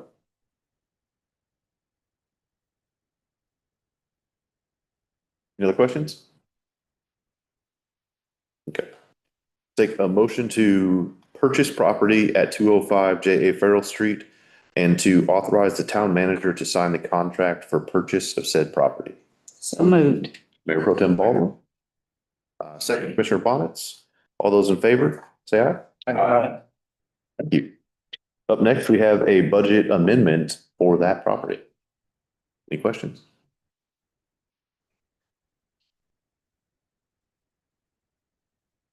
All right. We were talking about a budget and you implied to Commissioner Farrell that you were going to be addressing it. Is that the budget issue? It's the Which one? budget amendment for property sale 21.1 acres. This budget amendment, just the calculation, it came over what we had originally budgeted. So that's what this is for. Make a motion to approve the budget ordinance amending the operating budget for 25-26. Second. Okay. Motion by Commissioner Farrell, second by Commissioner Foley. All those in favor, say aye. Aye. Thank you. And up next is a property lease at that same property. So. Yes, sir. It is currently being leased by Little Tykes Learning Academy. So just need permission and approval from this board to authorize myself to go and negotiate a lease with that business owner with the town of Pittsburgh. Okay. Any questions? Is it the lease that we're speaking of, is it of market value? Current lease? The lease that we would be providing that. You heard this memo or this motion that suggested we will not be more stringent than what they currently have. We also see a value in the business itself, being that it's probably a value approach to childcare. So obviously we don't want to do anything to that type of business. So we need to use the property for our intended use. Any other questions? Take a motion to authorize the town manager to negotiate and execute a lease with Little Tykes Learning Academy for 205 J.A. Farrell Street. So moved. Thank you, Commissioner Vose. Second. Second, Commissioner Farrell. All those in favor, say aye. Aye. Thank you. All right, up next, we have a request for the Moncure-Pittsboro Road Parkland offer. Sir, at your June meeting, you adopted a resolution authorizing the sale of that 21.1 acres of the 54 that we have for a park site along Moncure-Pittsboro Road. And we went through the statutory requirements for an upset bid procedure. We received an offer of 1.2 million from Chatham Park. And this is just the final step in that. So you're just authorizing the town manager to execute the instruments necessary to convey the property. I could answer any questions. Just to clarify, no upset bids. The original bid was that. Yes, sorry, we received no upset. Lease work. Questions? Comments for Jonathan? Just for public consumption, we had the value opinion done, and it was anywhere from $800 to $900,000. So I think the town got a good deal on this one too.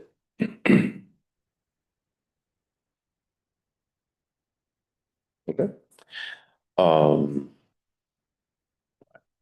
take a motion to accept the offer and authorize the town manager to execute the instruments necessary to convey approximately 21.1 acres of Tract 5 as shown on a plat recorded in Plat Slide 2022, pages 364 and 365, Chatham County Registry to CPF LLC. So moved. Commissioner Vose? Second, Commissioner Farrell. Any other discussion? All those in favor, say aye. Aye. Thank you. All right. Okay, up next is a budget amendment for that item, the 21.1 acre sale. So we need to accept that revenue and then allocate that revenue for expenditure. So I think this is the right time to talk about Town Lake and possibly what could be done. If you look at the second page, you've got there where we've got the $400,000 appropriated. That is for your next item that's up on the agenda. And then 125 for Rock Ridge bathrooms. We had those priced out to look for precast design bathrooms that don't have water, sewer, or electricity because that property is a bit off the grid and we don't have utilities up there. So this is a low cost option for that. $50,000 for Kiwanis Park. It was mentioned that we wanted to do some upgrades there, trying to achieve those. $350 for Town Lake Park. That was a bit lower, but after the storm, we added, I want to say $150,000 to that number, just in case this board had some concerns. $100,000 for a building upfit for the next item that you'll consider. $75,000 for park improvements. That's kind of a contingency bucket that we want to put some money in. And then $100,000 for Night Farm Park. That's to put up some shade structures and do some additional upgrades that Katie would like to do there. If you have any questions about those items specifically, Katie can answer those. If you want to talk about it, you can do that after your other questions are handled.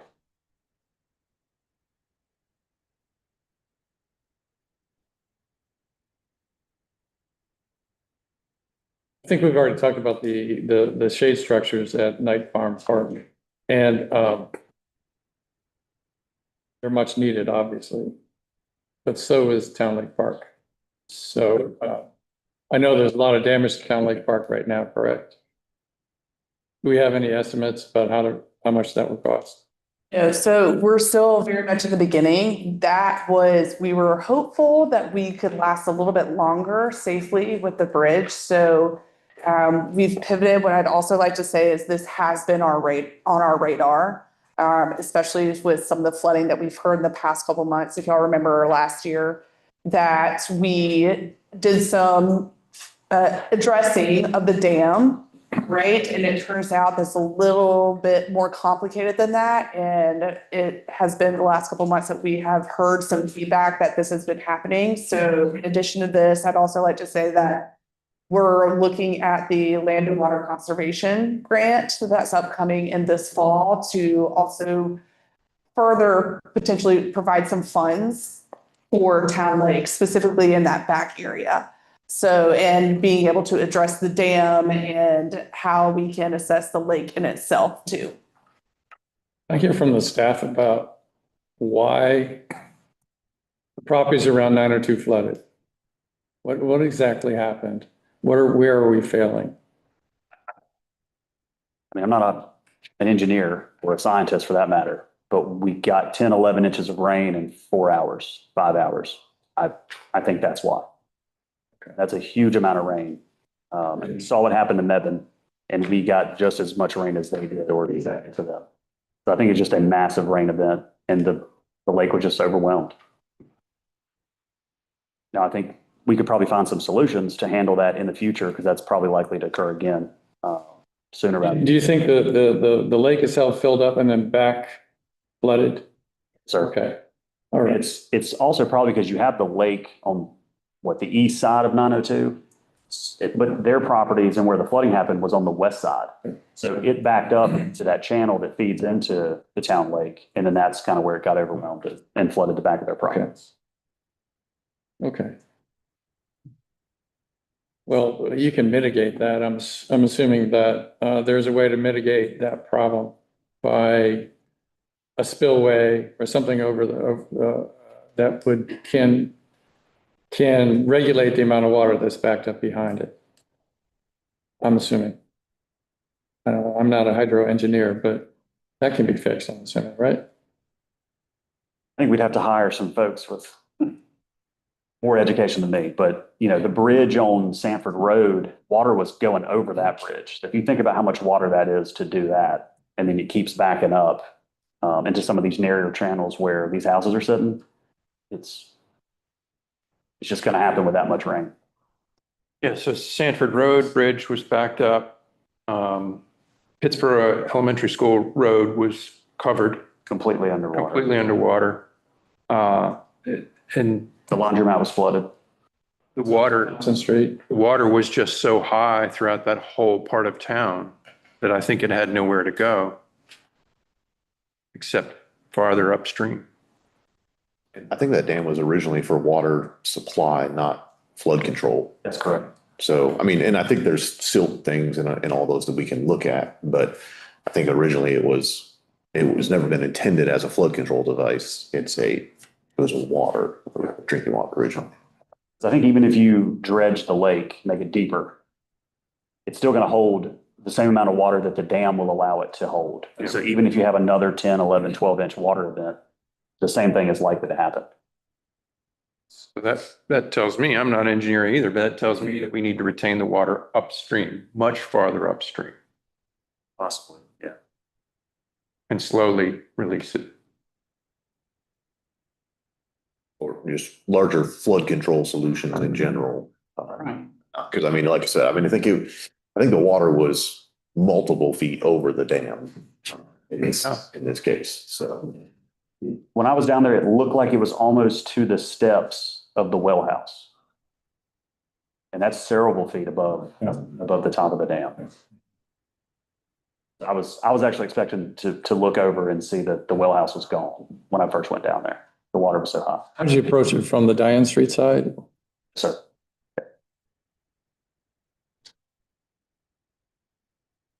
I mean, I think generally for this item, this is appropriating some money towards solutions. Fair. We don't know what those, I mean, so originally it was to improve the trails around the lake, right? And then we added some more after the storm for what might be needed or a study or something like that. But I think it's largely unknown this early in the analysis. Yes, we've had to pivot a little bit to seek other opportunities from that to replace the bridge. That grant meeting is later this month. I think we just set a date. I don't remember what the date was, but we just set it for this month. And I'm assuming that you will, the bridge, if it's rebuilt, it will be rebuilt in a manner that will not be compromised as easily. That's the goal. Yeah. Okay. And Robbie cover that. We're looking into it. Okay. Robbie Odom helped us get a quote roughly per linear feet. So we could rebuild that back with wood for about $100,000 based on what the numbers they're seeing. A lot less than what I was thinking.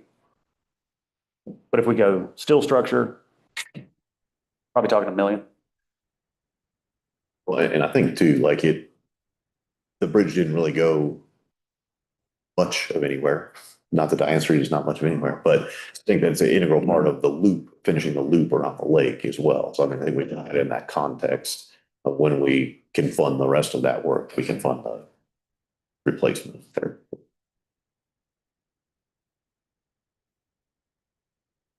I think we're hearing what you were asking us to do.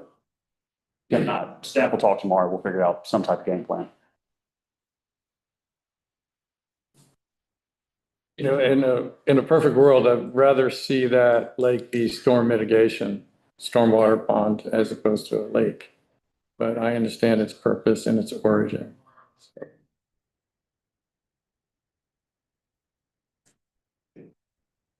And these are general allocations that will be sort of tightened up as we go on. We're just essentially taking this money, sale proceeds, and generally allocating them a bit. Improve existing parks. Yes, sir.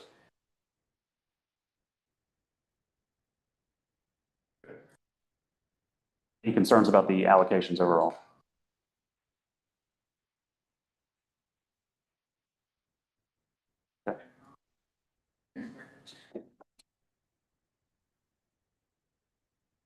Make a motion to approve the budget ordinance amending the fiscal year 25-26 operating budget. So moved. Thank you, Commissioner Vose. Second, Second. Mayor Pro Tem Baldwin. Any other discussion? All those in favor, say aye. Aye. Thank you.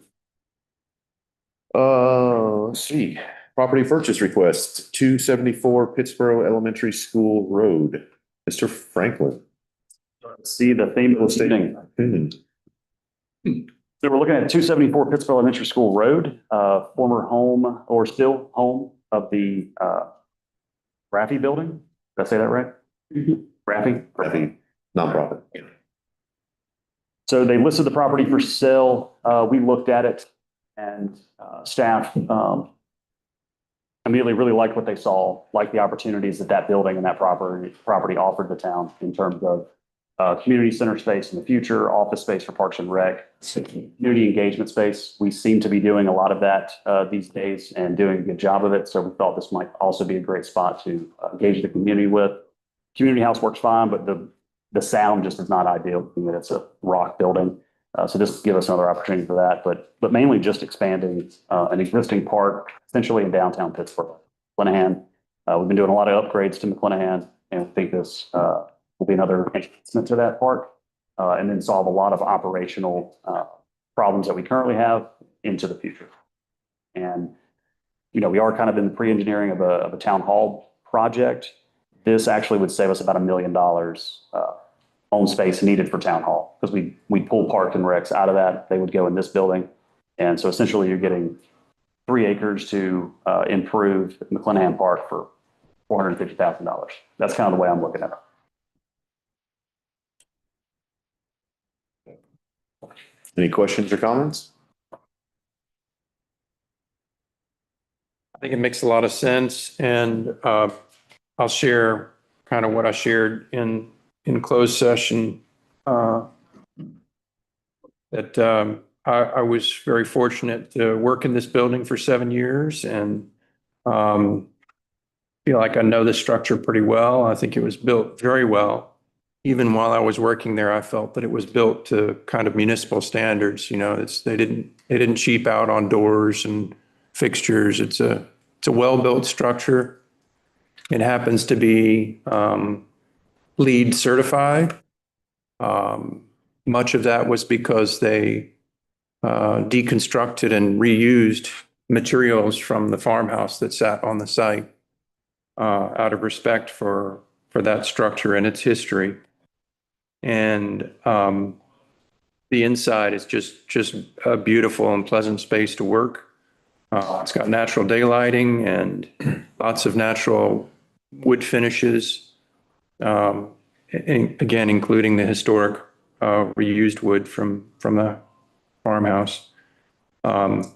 It's just a really special place, and I think we're very fortunate that we were able to get on it. And Mr. Franklin, it's excellent that you were able to negotiate with the property owners and that they were willing to see the public good of transferring this to public ownership.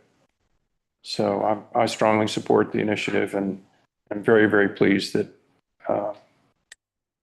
that's happening. Wanted to thank town staff as well for the quick work on this one. The other one played out over a lot more time, and this was a quick reaction we were able to do to something that came on the market, and I think that highlights the financial strength of the town too, that we have some flexibility. And I'm just really happy overall of the investment in downtown that these two purchases represent as well, and that expansion of the downtown area. So. Yeah, it has the Heather, Carrie, and Katie seal of approval. Trifecta. Yeah, so I didn't really have a choice in the matter. I do want to shout out to Eric Andrews too, a fellow broker in Pittsboro who provided excellent guidance and common sense to the board when we made these decisions in closed session. So thank you to Eric Andrews as well. And Laura, who has been on her game, helping us get this paperwork straight. And Laura.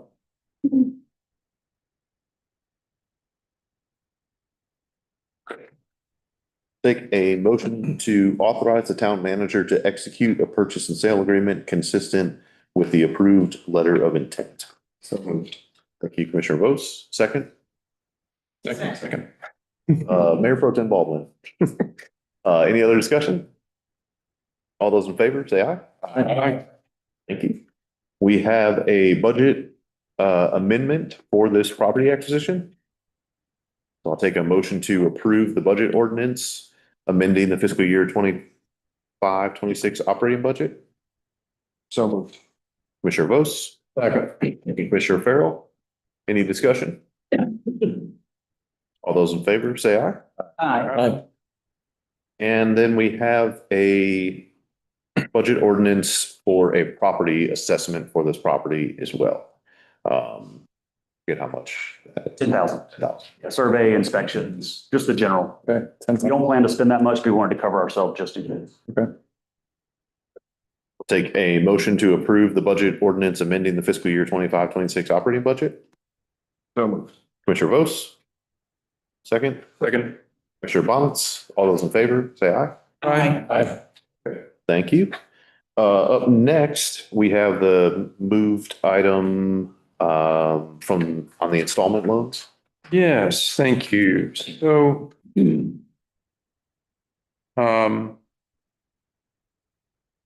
yeah, once again, I want to apologize that I missed our budget session workshop. I wasn't able to reiterate this point. I have corresponded with the manager about this and he noted receipt of the email and we talked about the concerns. And I think at some other point, I also shared those publicly here in this board setting. My concern is that the 4 pickup trucks for Parks and Rec are slated to be hybrids. And according to the public purchasing pricing that I had easy access to, which is the North Carolina Sheriff's Association, there's approximately a $4,000 premium there for the hybrids over the cost of the EVs. Again, the EVs are cheaper than the hybrids per North Carolina Sheriff's Association contract pricing. And I haven't compared the Sheriff's Association pricing to the state contract pricing, but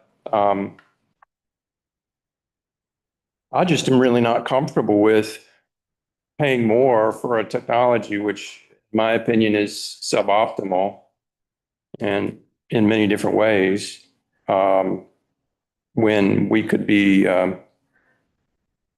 spending less to get more. Better resiliency, better power, and I think that we can charge these vehicles using a 120 volt extension cord. We don't have to invest in fancy charging infrastructure. These trucks are probably not going more than 50 miles a day, which means they'll easily charge overnight. They're not take-home vehicles. So I'm just not comfortable with paying more for less. What I call that. Thank you, sir. So there was an issue of whether the town's vehicles needed to be to have an extra battery for battery life. Can you talk about that? Sure. Yeah.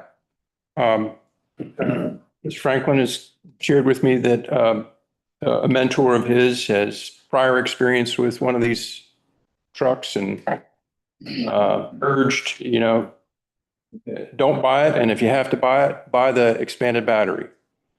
That was from the town of Davidson, if I'm understanding correctly. Is that right? Yes, sir. That was from a Lightning that they had in their police department.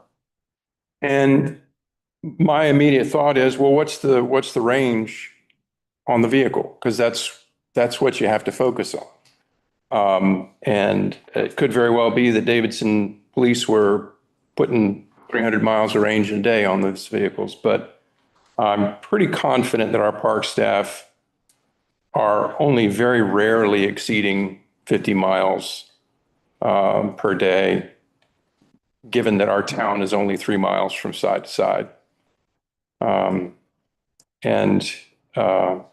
Again, we can charge overnight easily.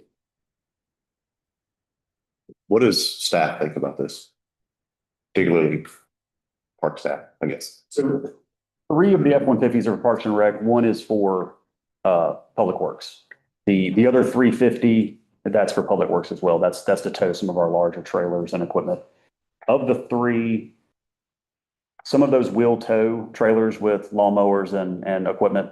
What we've gotten from Carborough is that if you're towing a trailer, basically take your mileage and cut it in half. And that's in perfect weather. But then if you have weather that's a little hotter or a little colder, that's also going to degrade the distance that you're getting out of your battery. When you say cut it in half, you mean from 300 to 150. 150? Yeah. We talk standard is 210, correct? I think that's for the entry level one. That's the one on state contract. Now the state contract is a little, it's not 100% correct because it doesn't consider any of the add-ons, tow package. Yeah, exactly. So typically if we were to upfit an F-150 Lightning, how we would our hybrids, the actual price is $56,000, which is slightly more than a hybrid, which that's not that big of a deal. It's only a few $1,000s. The bigger part of that comes with the charger itself, about $8,000 for that. I think we got that through LilyPad, and that's a charge point. The reason that we're trying to stick with charge point is because that's the existing infrastructure that we currently have. So we already have an account set up with them, and we're just used to that. And you had mentioned it's kind of like the Cadillac of chargers. They charge faster?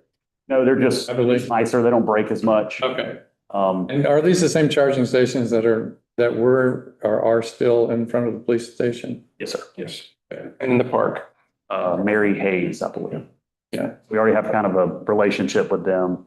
I've used other chargers and they've all broke within 5 years, some of them within a year. Okay, so this one's relatively reliable. No, these broke too. Really? Yes. They were out of commission for 2 years? Not even 2 years, because I checked them often for driving at an EV, but yes, it was a couple of months.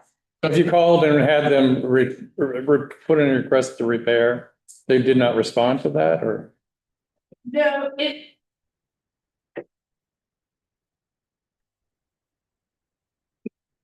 And staff overall, we don't have a issue with EVs. I mean, I do for police or public safety, related approaches. Public Works because of our need for them to come in for storm.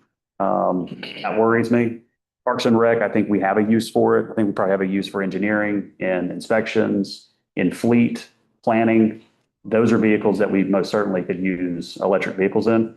We haven't done that yet because we don't own the property that our town hall is on. So my approach has been until we own the property where we can install our own chargers, then that's when we can start implementing some of these things. And with Parks and Rec, that wasn't going to be the case until we built them a building, but you all just approved to purchase one. So that option is out there. We just have to figure out what the right use is operational. So for the charge point, it was only offline about a month and a half.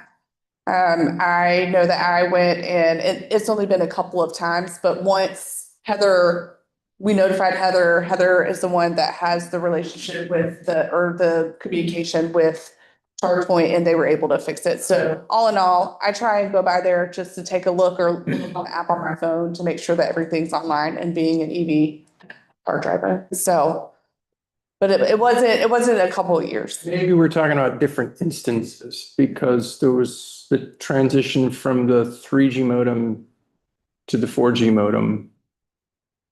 I was told that it was out of commission for many months. So.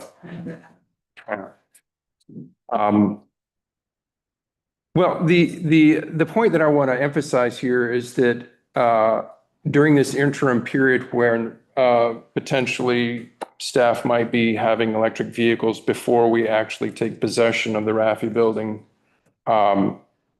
again, 120 volts using a power cord from Lowe's Hardware will suffice.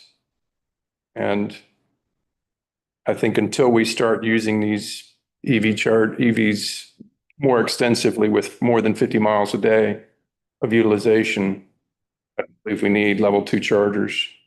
So I think it's really, 110 charging is really limited. I mean, I've had a lot of electric vehicles experience years, and it's really not viable. Like I've used it for a plug-in hybrid, but for a full electric, it's really very slow. But the 120? Yeah.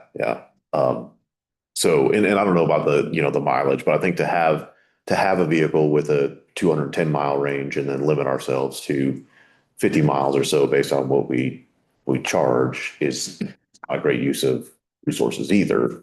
But I know like this is a common, so first of all, I want to make sure that, staff has what they need to operate. And this is also a topic, like you said, that came up during the budget process, and then we didn't make that decision then. So, coming up again for a loan, but I would say if anything, like it may be worthwhile to get one and trial it, essentially on a trial basis for a year before we make additional decisions to get more. Because I think that we should try, some of these real, if we're going to do it, we should see some real world use before we buy into more of them, like we did with the hybrids, and then, found some real benefits from those. But and we have the real world experience right now out there. I mean, other towns are using it, right? Town of Garborough, town of Weaverville has the special pursuit vehicle in the F-150 pickup truck. Buncombe County, State Motor Fleet Management is buying these things by the hundreds now. So they're not using a 120 plug-in in your. In some cases, they are. In some cases, they are. In some cases, they are. Yep. Town of Cary, City of Charlotte, City of Durham, City of Raleigh, all have the F-150 Lightnings. Katie, what do you think? What I will say is, as a EV driver that does this, you're only supposed to charge 60 to 80% of your mileage on a daily basis. You're never supposed to charge over and over again for 100%. What I would ask to keep in mind when we're doing things, while you can charge over, a drop cord, what you have to remember is that for that, the most I've ever gotten is a charge 5 miles per hour. So if your battery is depleted and you have, say, you're plugging up at 30 miles left, right? In order to get to 170, 180, it's going to be a very long time. So just keeping that into consideration of, whereas you can, if push comes to shove, I would also, if you go that route, to plan accordingly in providing a little bit higher grade of a charging, whether that's a charging station. I think that's clearly the end goal. And what I'm suggesting is that, we just got through a climate emergency in this town. There's businesses that were devastated. There's private property owners who lost significant value in their homes. I personally am not comfortable voting for a higher expenditure for hybrids than for EVs that I know we can charge overnight using a power cord. Because of charging. Burning fuel, that you're saying? Is that? Yes, it's we're trying to do better with regard to pollution. And of course, in a future budget, we need to think about more comprehensive charging infrastructure that would be speedy and effective. And I'll ask everybody at the table, who owns a cell phone? When do you charge? At night usually. Answer. At night? Yeah. You charge at night? Mm-hmm. Charge at night. I plug it in, I wake up in the morning, it's got a full tank. Well, that's different than what Katie was saying, taking 5 miles to an hour to get 5 miles of charging in an electric vehicle. And I'll be honest with you, I'm not for electric vehicle unless it is a well-needed vehicle. I mean, and it's like Jonathan said, there's places we don't need electric vehicles and staff. Kyle mentioned if we might want to try one, I can go along with that, but I still think the hybrids have been doing very well. I talked to Daniel one day and he said he got almost 800 miles with the hybrid tank of fuel and the, electric too. So there's going to be situations just like this storm, them guys out all night. Are they going to just stop and pull over and charge their electric vehicle? And how's that going to do in a foot of water? Is the battery going to run in water? Is the battery going to run in water? I don't know. Batteries are sealed. Yeah. Is there a way we can move the charging stations in front of the police station to Diane Street or wherever you park your vehicles? I'm not so much worried about the charging station because I'm not. Because so the argument to me is 120 volt, it takes forever to charge. Is that? Well, Mr. Bonitz's argument is that these are cheaper. But that's comparing apples to oranges, because that's the base model that doesn't have everything we need, like a towing package. Now, if you bring the Lightning up to the level that we bring or that we buy the hybrids, it's more expensive. Okay. It's $56,330.60 with all of the add-ons that we add to our hybrid trucks. The hybrid's $54,000, right? So the price difference is not that much. That's not the issue. And neither really is the charger, because with the Raffy building purchase and this budget amendment, or the budget amendment you already approved, we can use some of that building upfit money to install a charger there. That's okay. The reason we had not done anything yet is because we didn't own the buildings that we're in, and the buildings that we do are kind of under construction. But those are public works, which we still are not very comfortable on electric vehicles, considering what I've heard from other folks, including Carborough and Davidson. And I'm still got my concerns about some of our park staff that haul trailers all day. That is not a use for an electric truck, because they're just going to burn through their battery. What would you use this for, this all electric vehicle? For trial run, we'd probably give it to the new park superintendent, because he's not towing as many trailers around. He's more going around checking on what staff is doing. And Katie and I talked about that earlier today. Does the staff recommend that we do one for a trial? If this board is interested in moving in that direction, I think a trial of one is the best case at this time.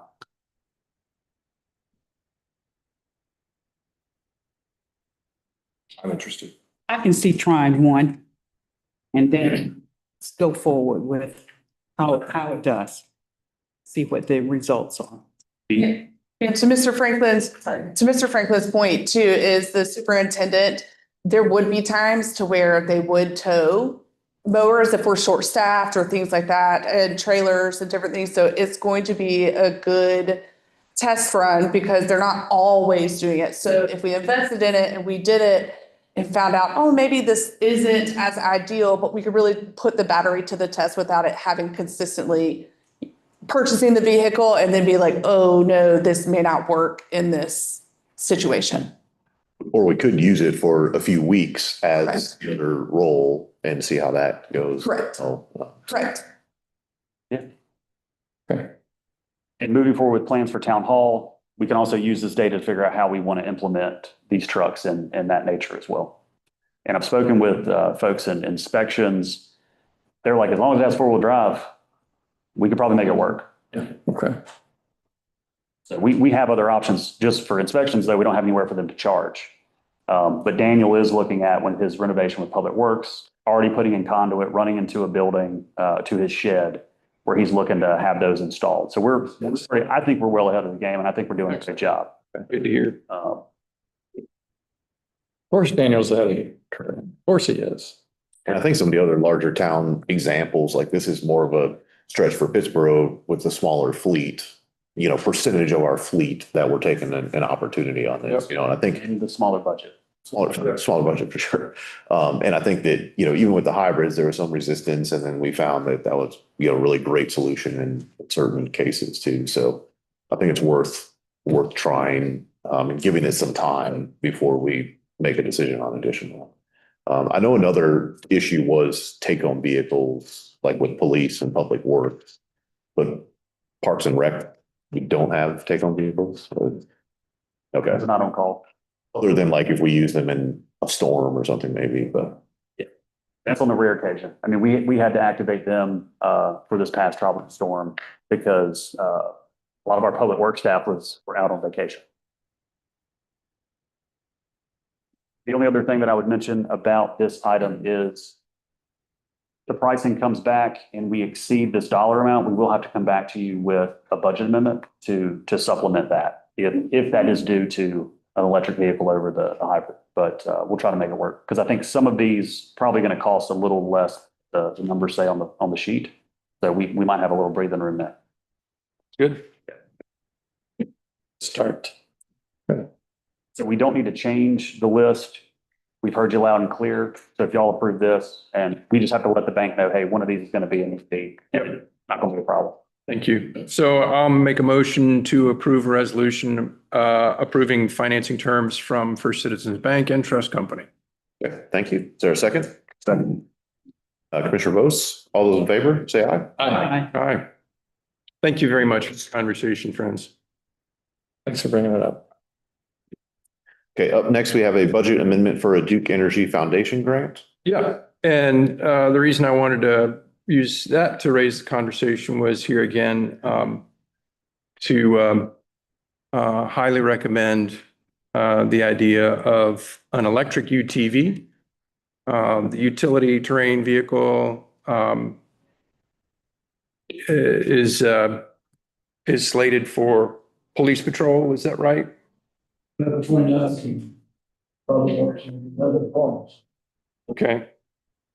And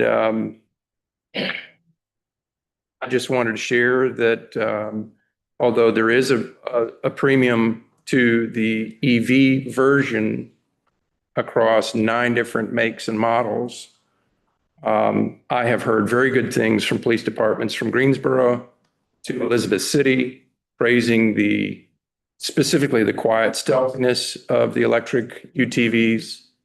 They have stronger torque, so in the case of needing to tow something out of a ditch, they're better at towing than even the gasoline versions. And that stealthiness, I think, has been specifically mentioned in with regard to the importance of pursuit along greenways. So I just wanted to highly recommend it. Chief Johnson, I think that you received the email that I shared with you, quite a lot of information about the various makes and models. And so in the capacity of my day job, I remain at your service. Any questions you might have, please let me know. And with that, unless there are other thoughts or comments, I'm trying to find the motion.